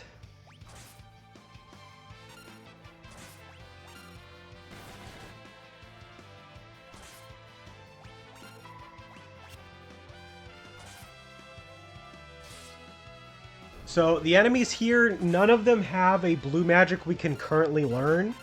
One of the enemies does have a blue magic, but some of the blue magic in this game you have to actually have a Beastmaster's control ability to force them to use it. And that is the case here. So we're pretty much just gonna be pushing forward. A couple enemies here will be able to drop elixirs. I think that's probably a rare drop. None of them are particularly strong. The strongest are the undead husks, which are like a golem type enemy. They have 130 HP. It's nothing too crazy. All but one of the enemies are weak to some element, either fire or lightning. One of them's weak to wind. One of them is weak to holy, but we don't have holy access currently, so not important. We can steal potions and ethers from a couple enemies, but yeah, there's nothing too crazy here. So the main thing we're gonna do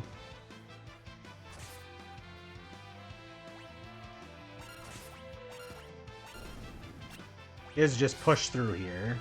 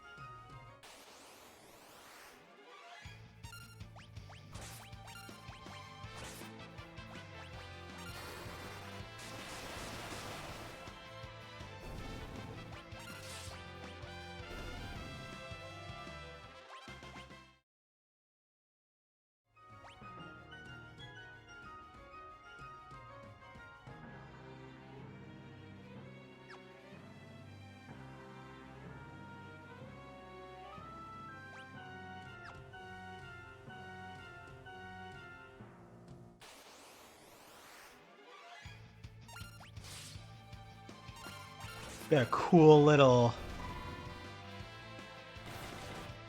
background for the fights in this area. There's always some type of weird graveyard type area in some of these Final Fantasy games. And this one, it's for ships. In 7, they use a train graveyard.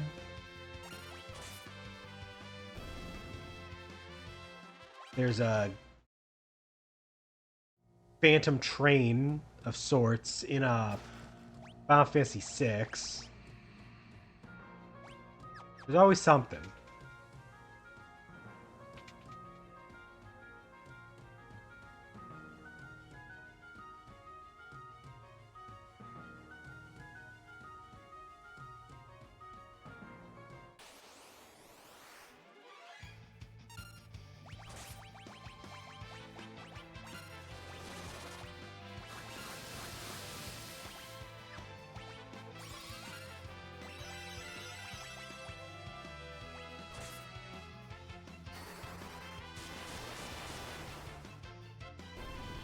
I do really like the attention to detail in this game because,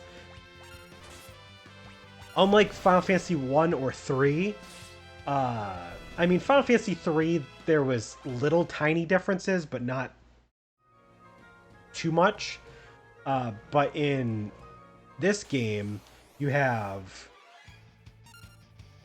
like, all the characters, despite the jobs that they have access to, there's still sprite work to make them still their character dressed as that job. That must have been a lot of work for the sprite artist.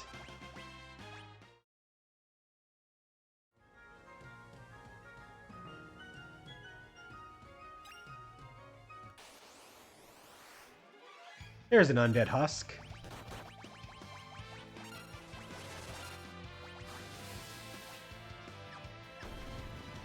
And he's dead.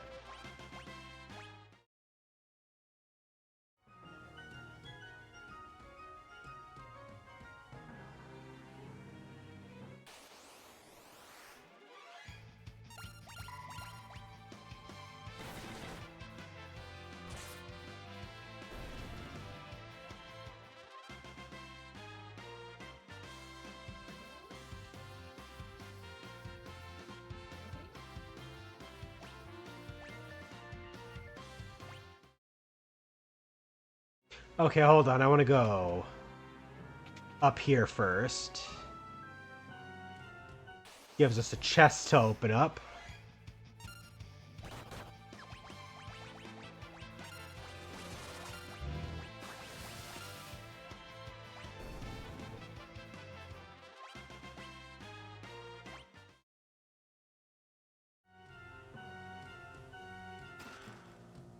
Phoenix down.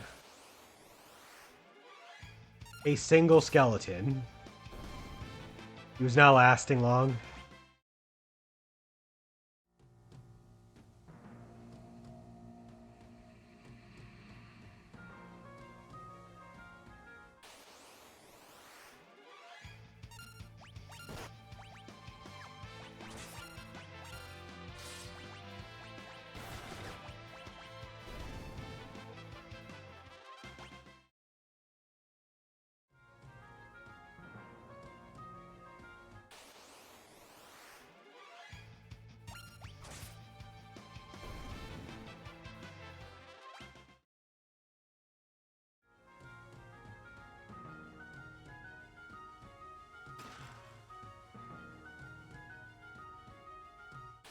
Oop.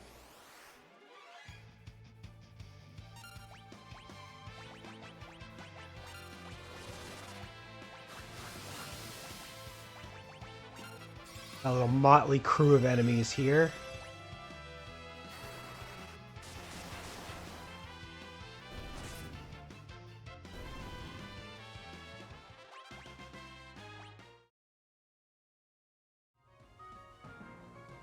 Oop.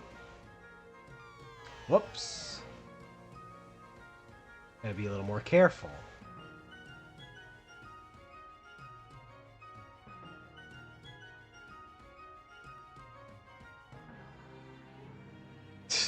There's a fish in Butts' shorts. Great.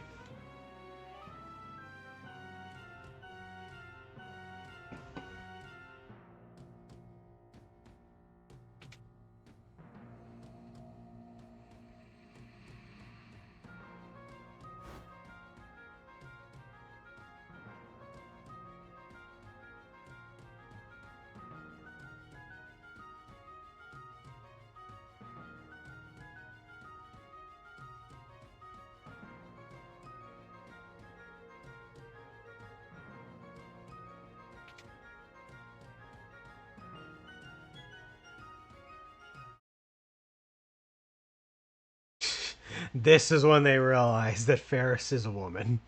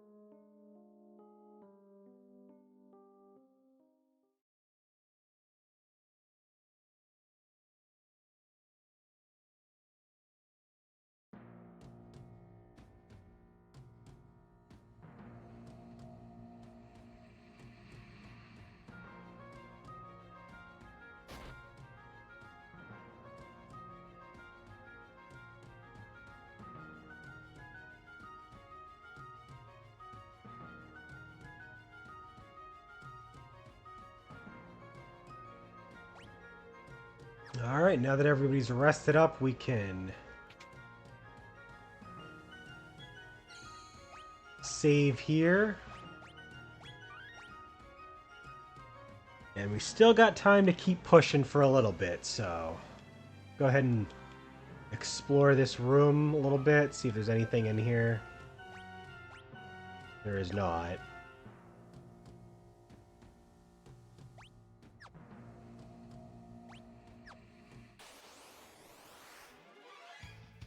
There's the other enemy, Mind Flusher. Just a head that is got part of its face ripped off.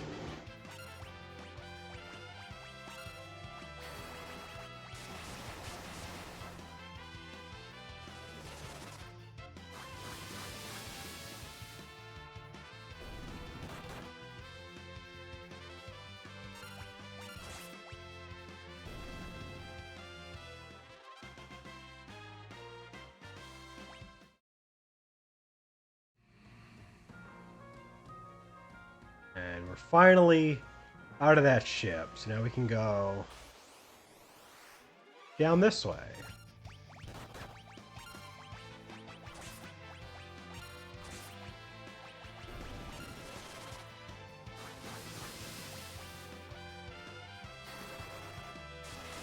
I do like how early they give you the blue mage in this game. If you're going to have a blue magic system, it's good to have the character that can use it or the class that can use it as early as possible. But yeah, we can do little jumps over some of these.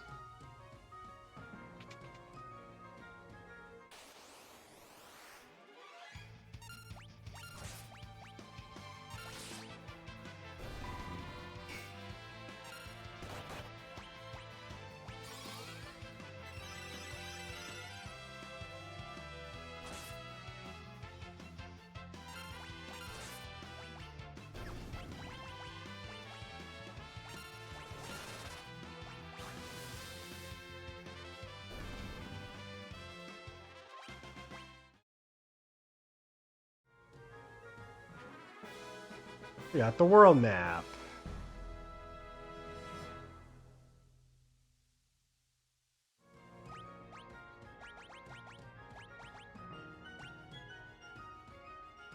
It is kind of useless in this version of the game, but in the originals, it allowed you to see the world map.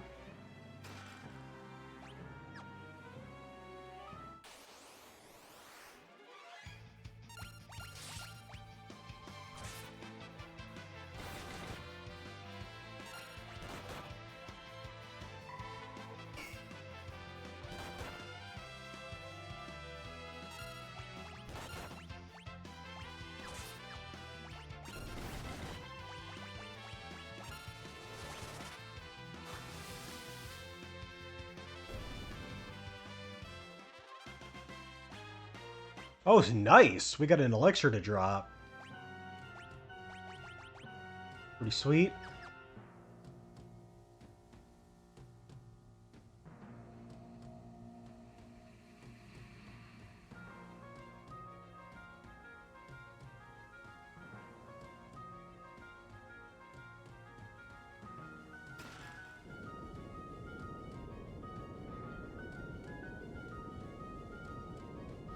Ah, yes. Opening a chest helps half a ship rise up from the water.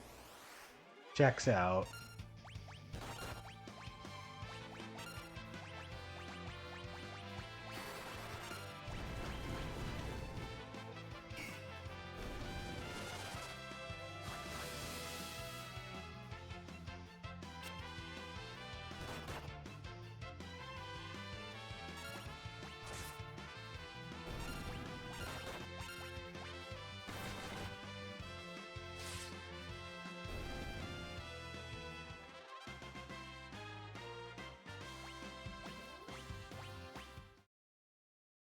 Now that we've mastered some of those abilities, we can actually put them on other characters, or other classes rather. So like the steel ability, that can be put on someone else if we want them to.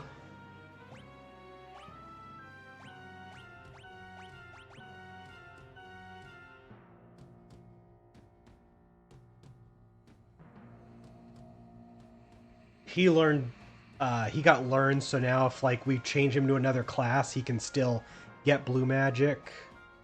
Although, if he's another class, he also can't use the blue magic because you would have to give him the learn ability.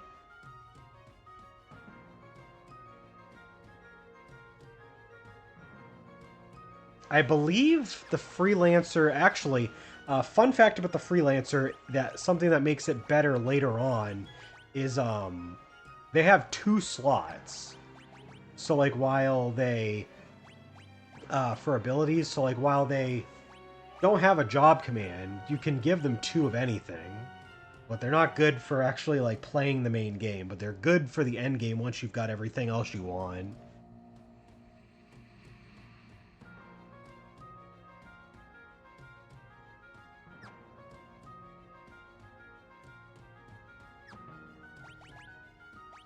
Um, I think since we're at a point right now where we can't really get any new blue magic, we'll switch Bart's to a knight.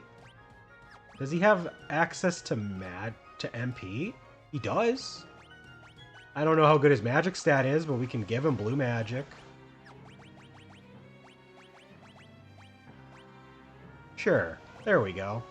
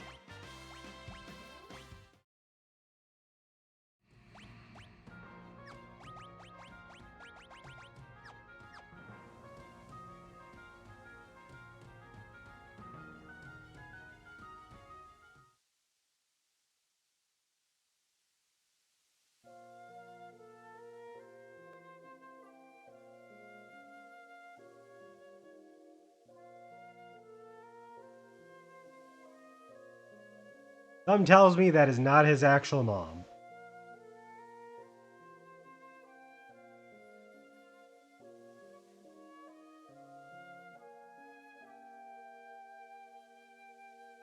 That is not your actual dad.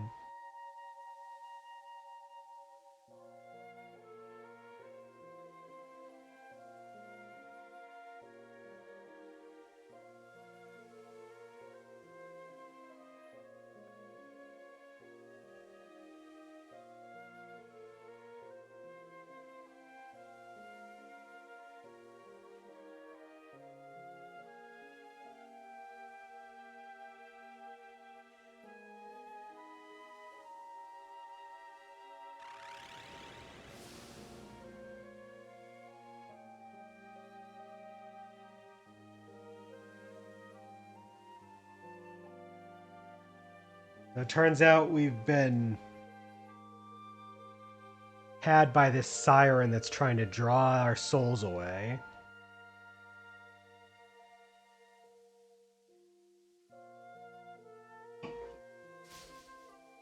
Galuf just picks everyone up, starts smacking the shit out of them. Okay.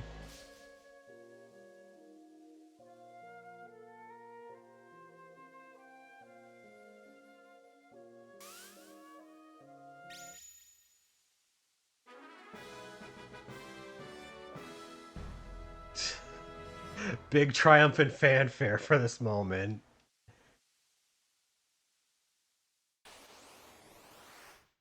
Boss fight. Third boss fight so far this stream.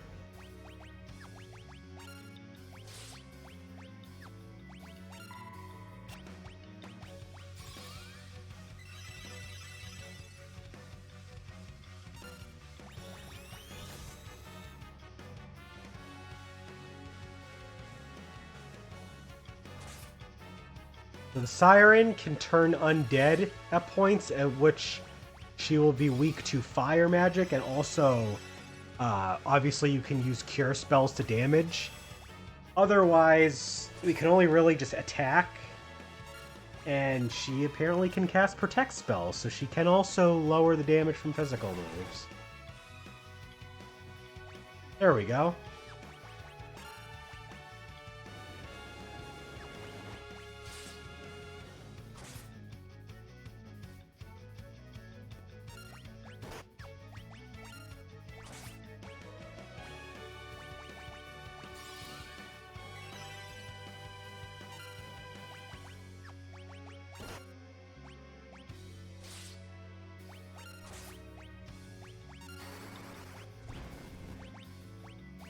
Good thing we got Poisona.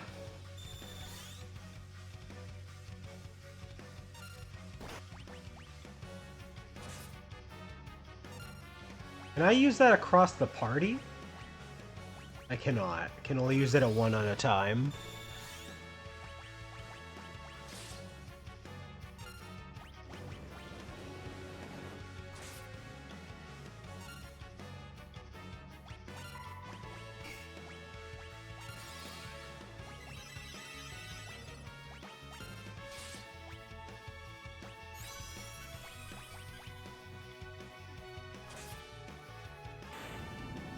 Easy boss fight.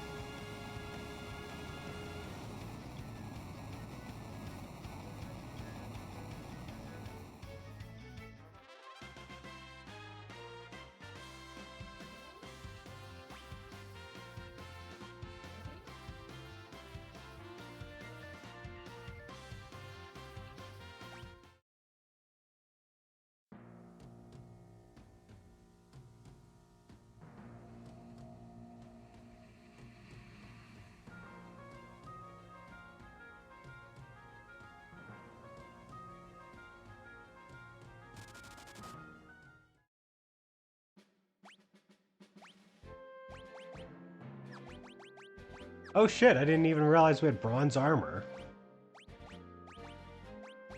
Got you a little upgrade, Barts.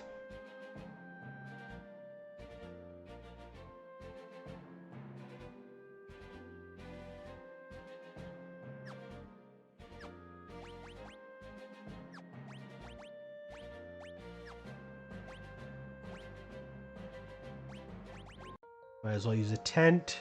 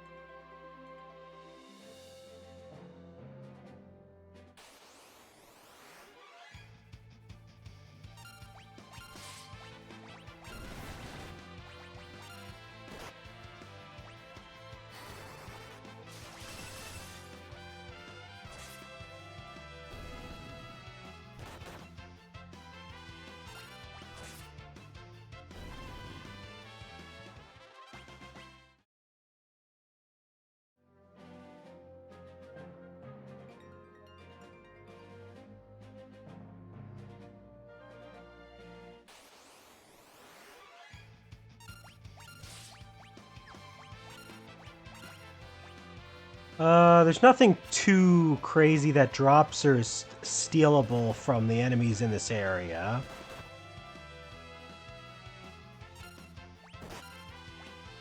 No blue magic to learn.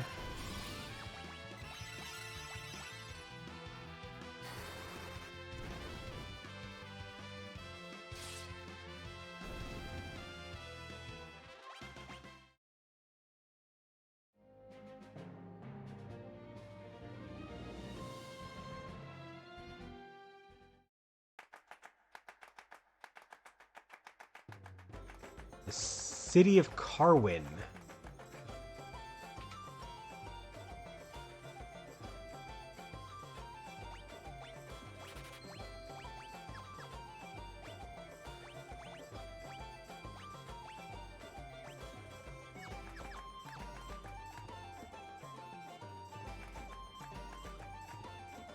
Ooh, full-on bronze outfits. Cotton robes for the sages. Copper cuirass for the light armor. Alright.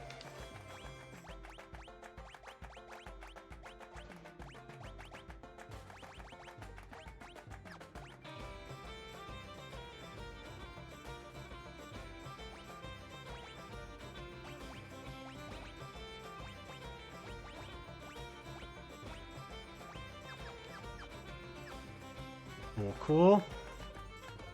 Always feels good to have a town with a shop that gives you access to some new gear. See what we got for magic. Got the sleep spell. Silence and protect. Okay.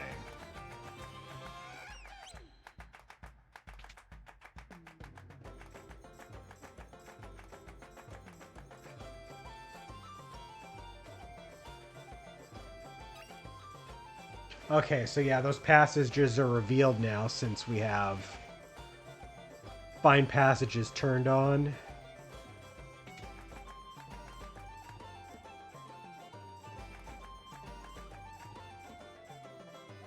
Like a VIP room or something.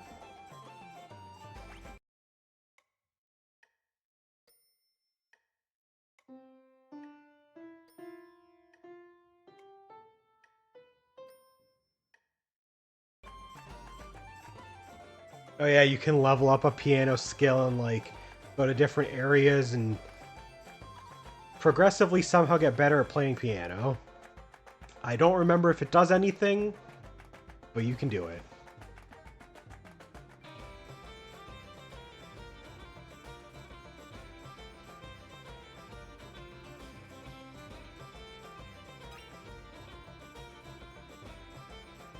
Become the best piano player in the world. That's the real goal of this game, right? We gotta become the best piano player. We're not trying to save the world. We're not trying to save the crystals. We're just trying to become the best piano player.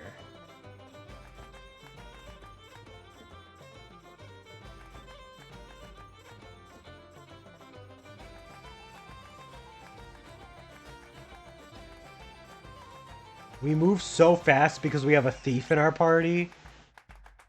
Sometimes it's hard for me to like move around.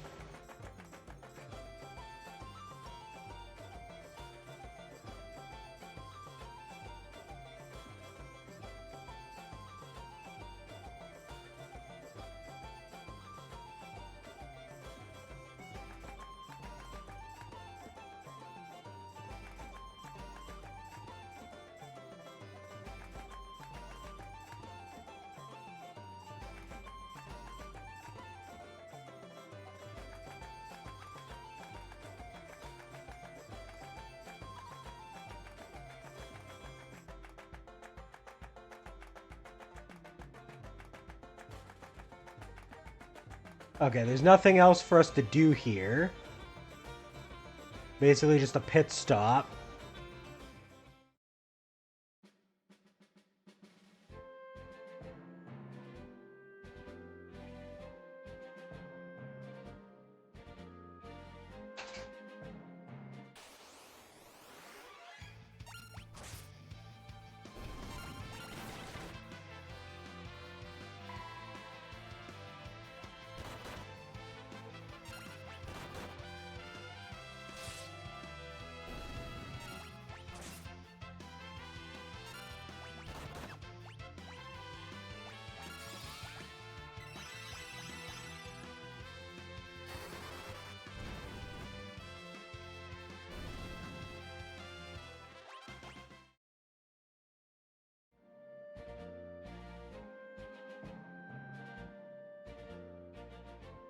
Let's see, there's one more enemy we haven't run into. There he is.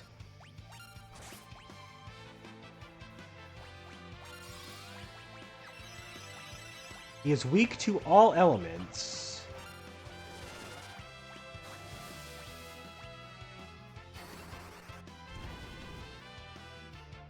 He has a lot of HP, but he's also really easy to kill. There we go.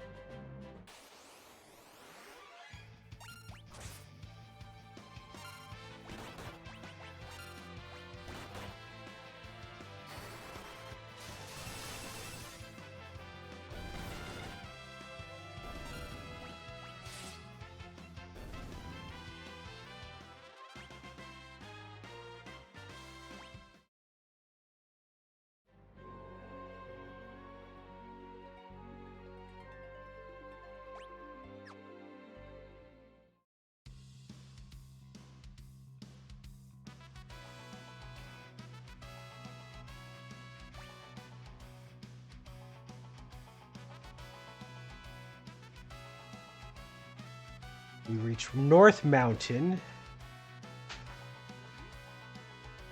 I like the theme for this area.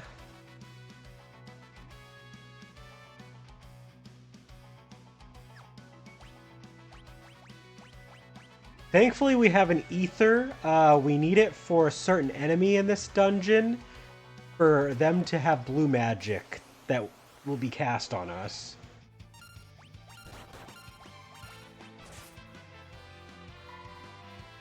These slugs are very ordinary enemies, nothing there.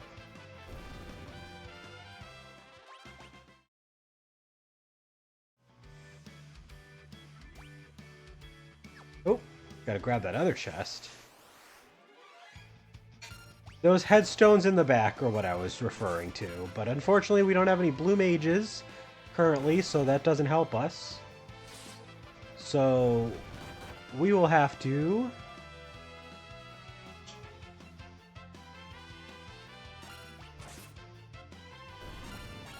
set everybody to blue mage, have somebody use an ether, and wait for them to do it.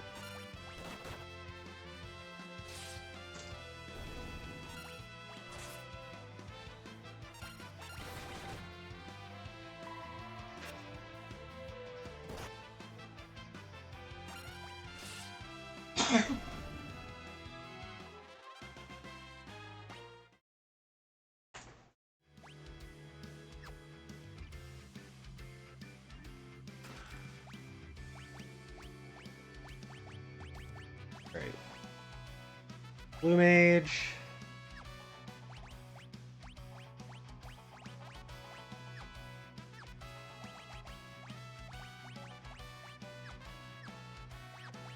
I'm gonna see something.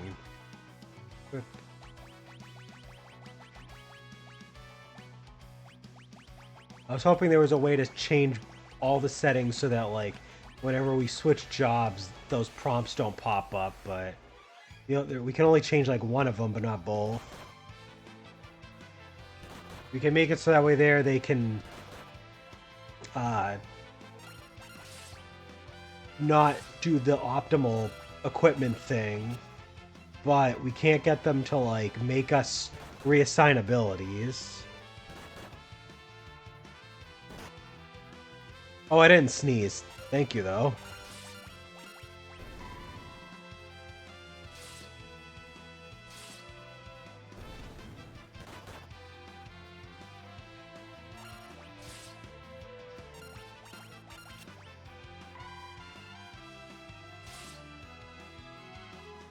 No, that was Allison coughing.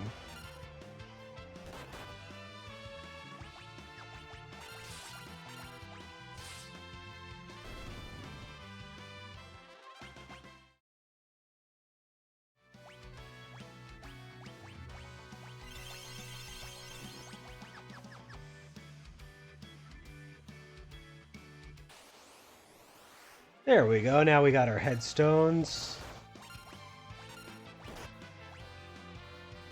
We just gotta kill these rock slugs, get them out of our way.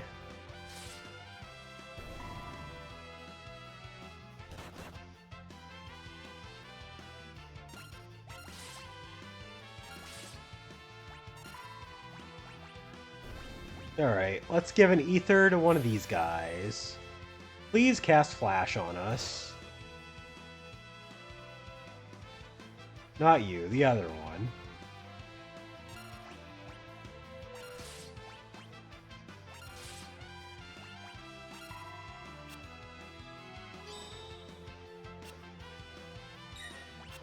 There we go.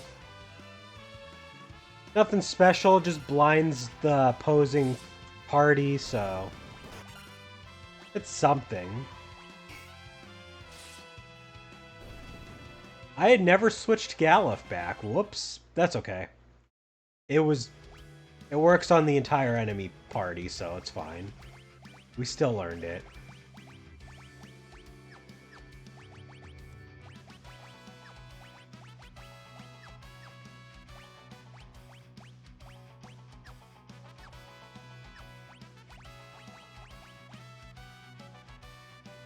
We do not have the thing to heal. So, I'm gonna have to go back out and use a tent.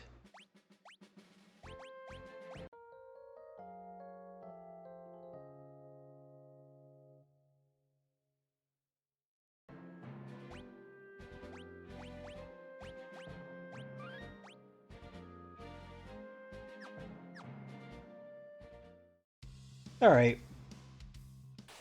We did what we had to do to learn that skill, and that's all we need.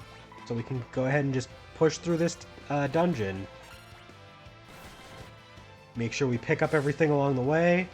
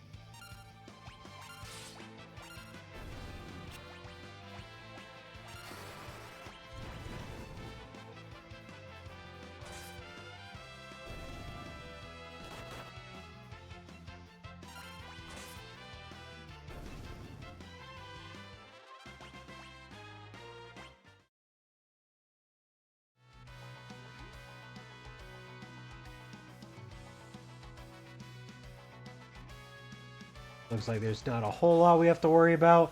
Oh, that's right, touching those flowers causes poison.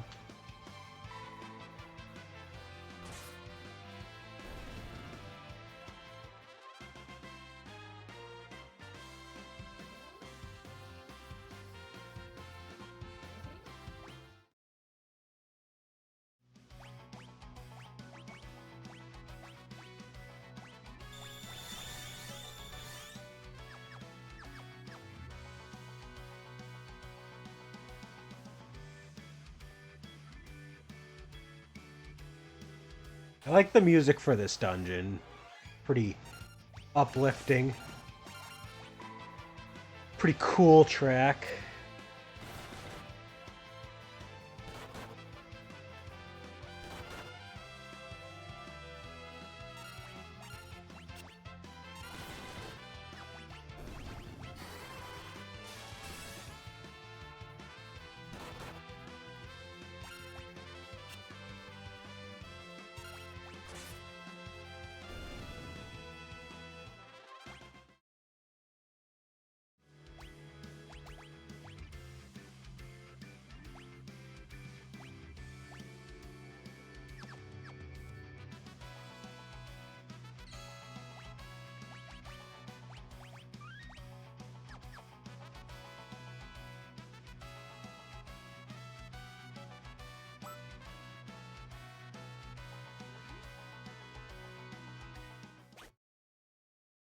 Oh!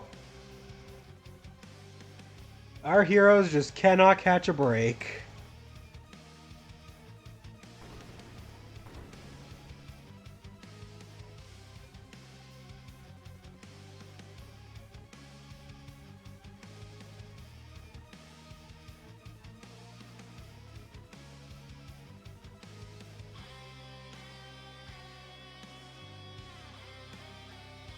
Yep, always something going wrong.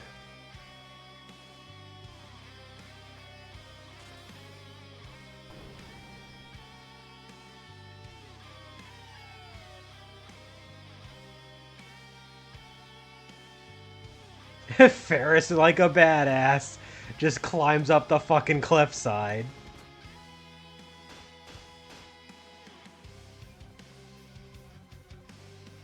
I like how the boss literally just watches us do all of this, climbing up the cliffside, throwing a rope over, nailing the rope down, watching them come across.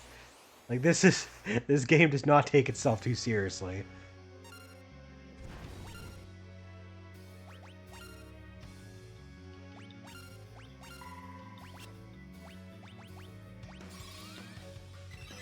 And a little bit of story and gameplay integration, but Lena is still poisoned, so...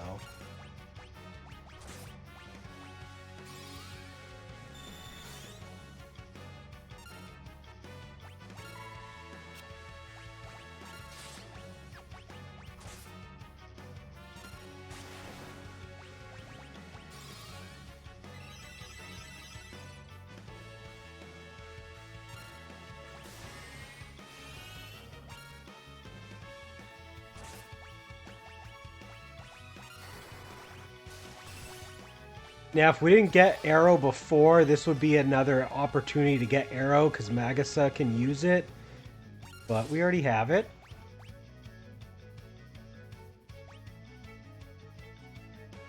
Oh, she summoned Forza for the Xbox. We are not even going to worry about Forza and his regen, because we're not even going to attack him yet.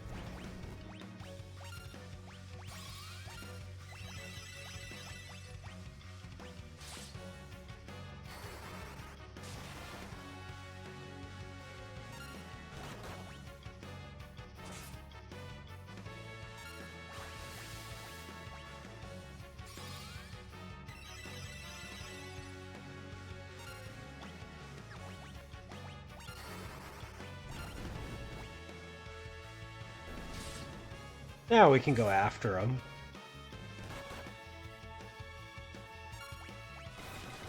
Oh, wrong character doing that.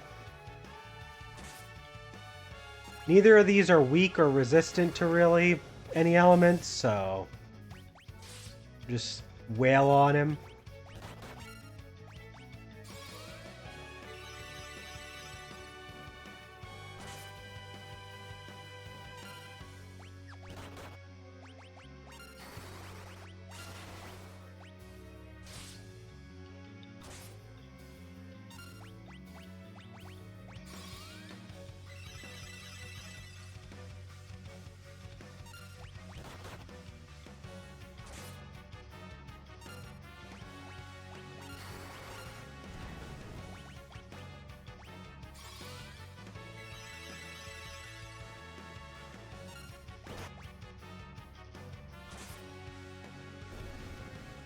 Easy. Forza fell off. Got a whip and a power drink.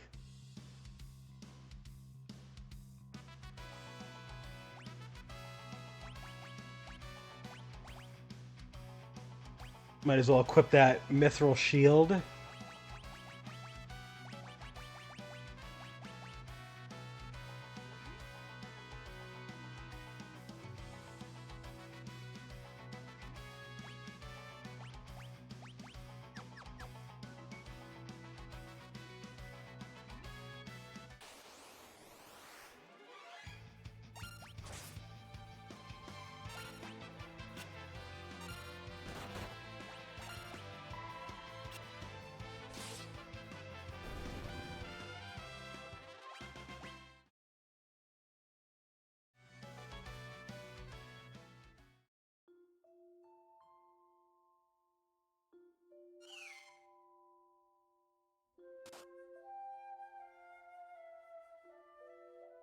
Lena's gonna walk through the poison flowers so she can grab the grass to heal the dragon.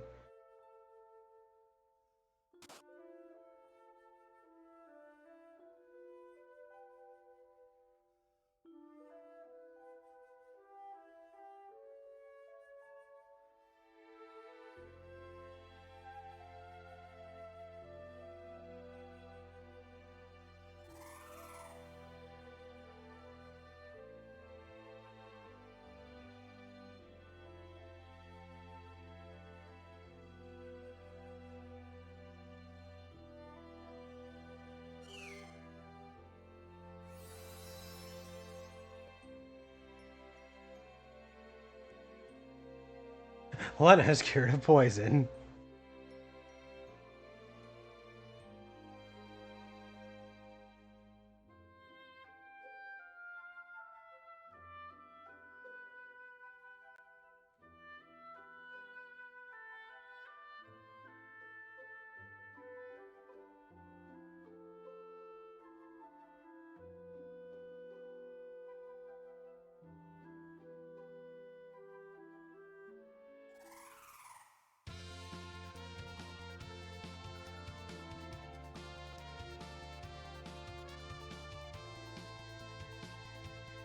So yes, we have access to flight with Hiryu. He doesn't have the ability to fly to anything crazy. He can't fly over mountains. that was that was a sneeze. That was several sneezes.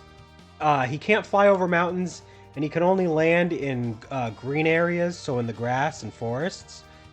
But we can now fly around for a little bit, so that's pretty cool.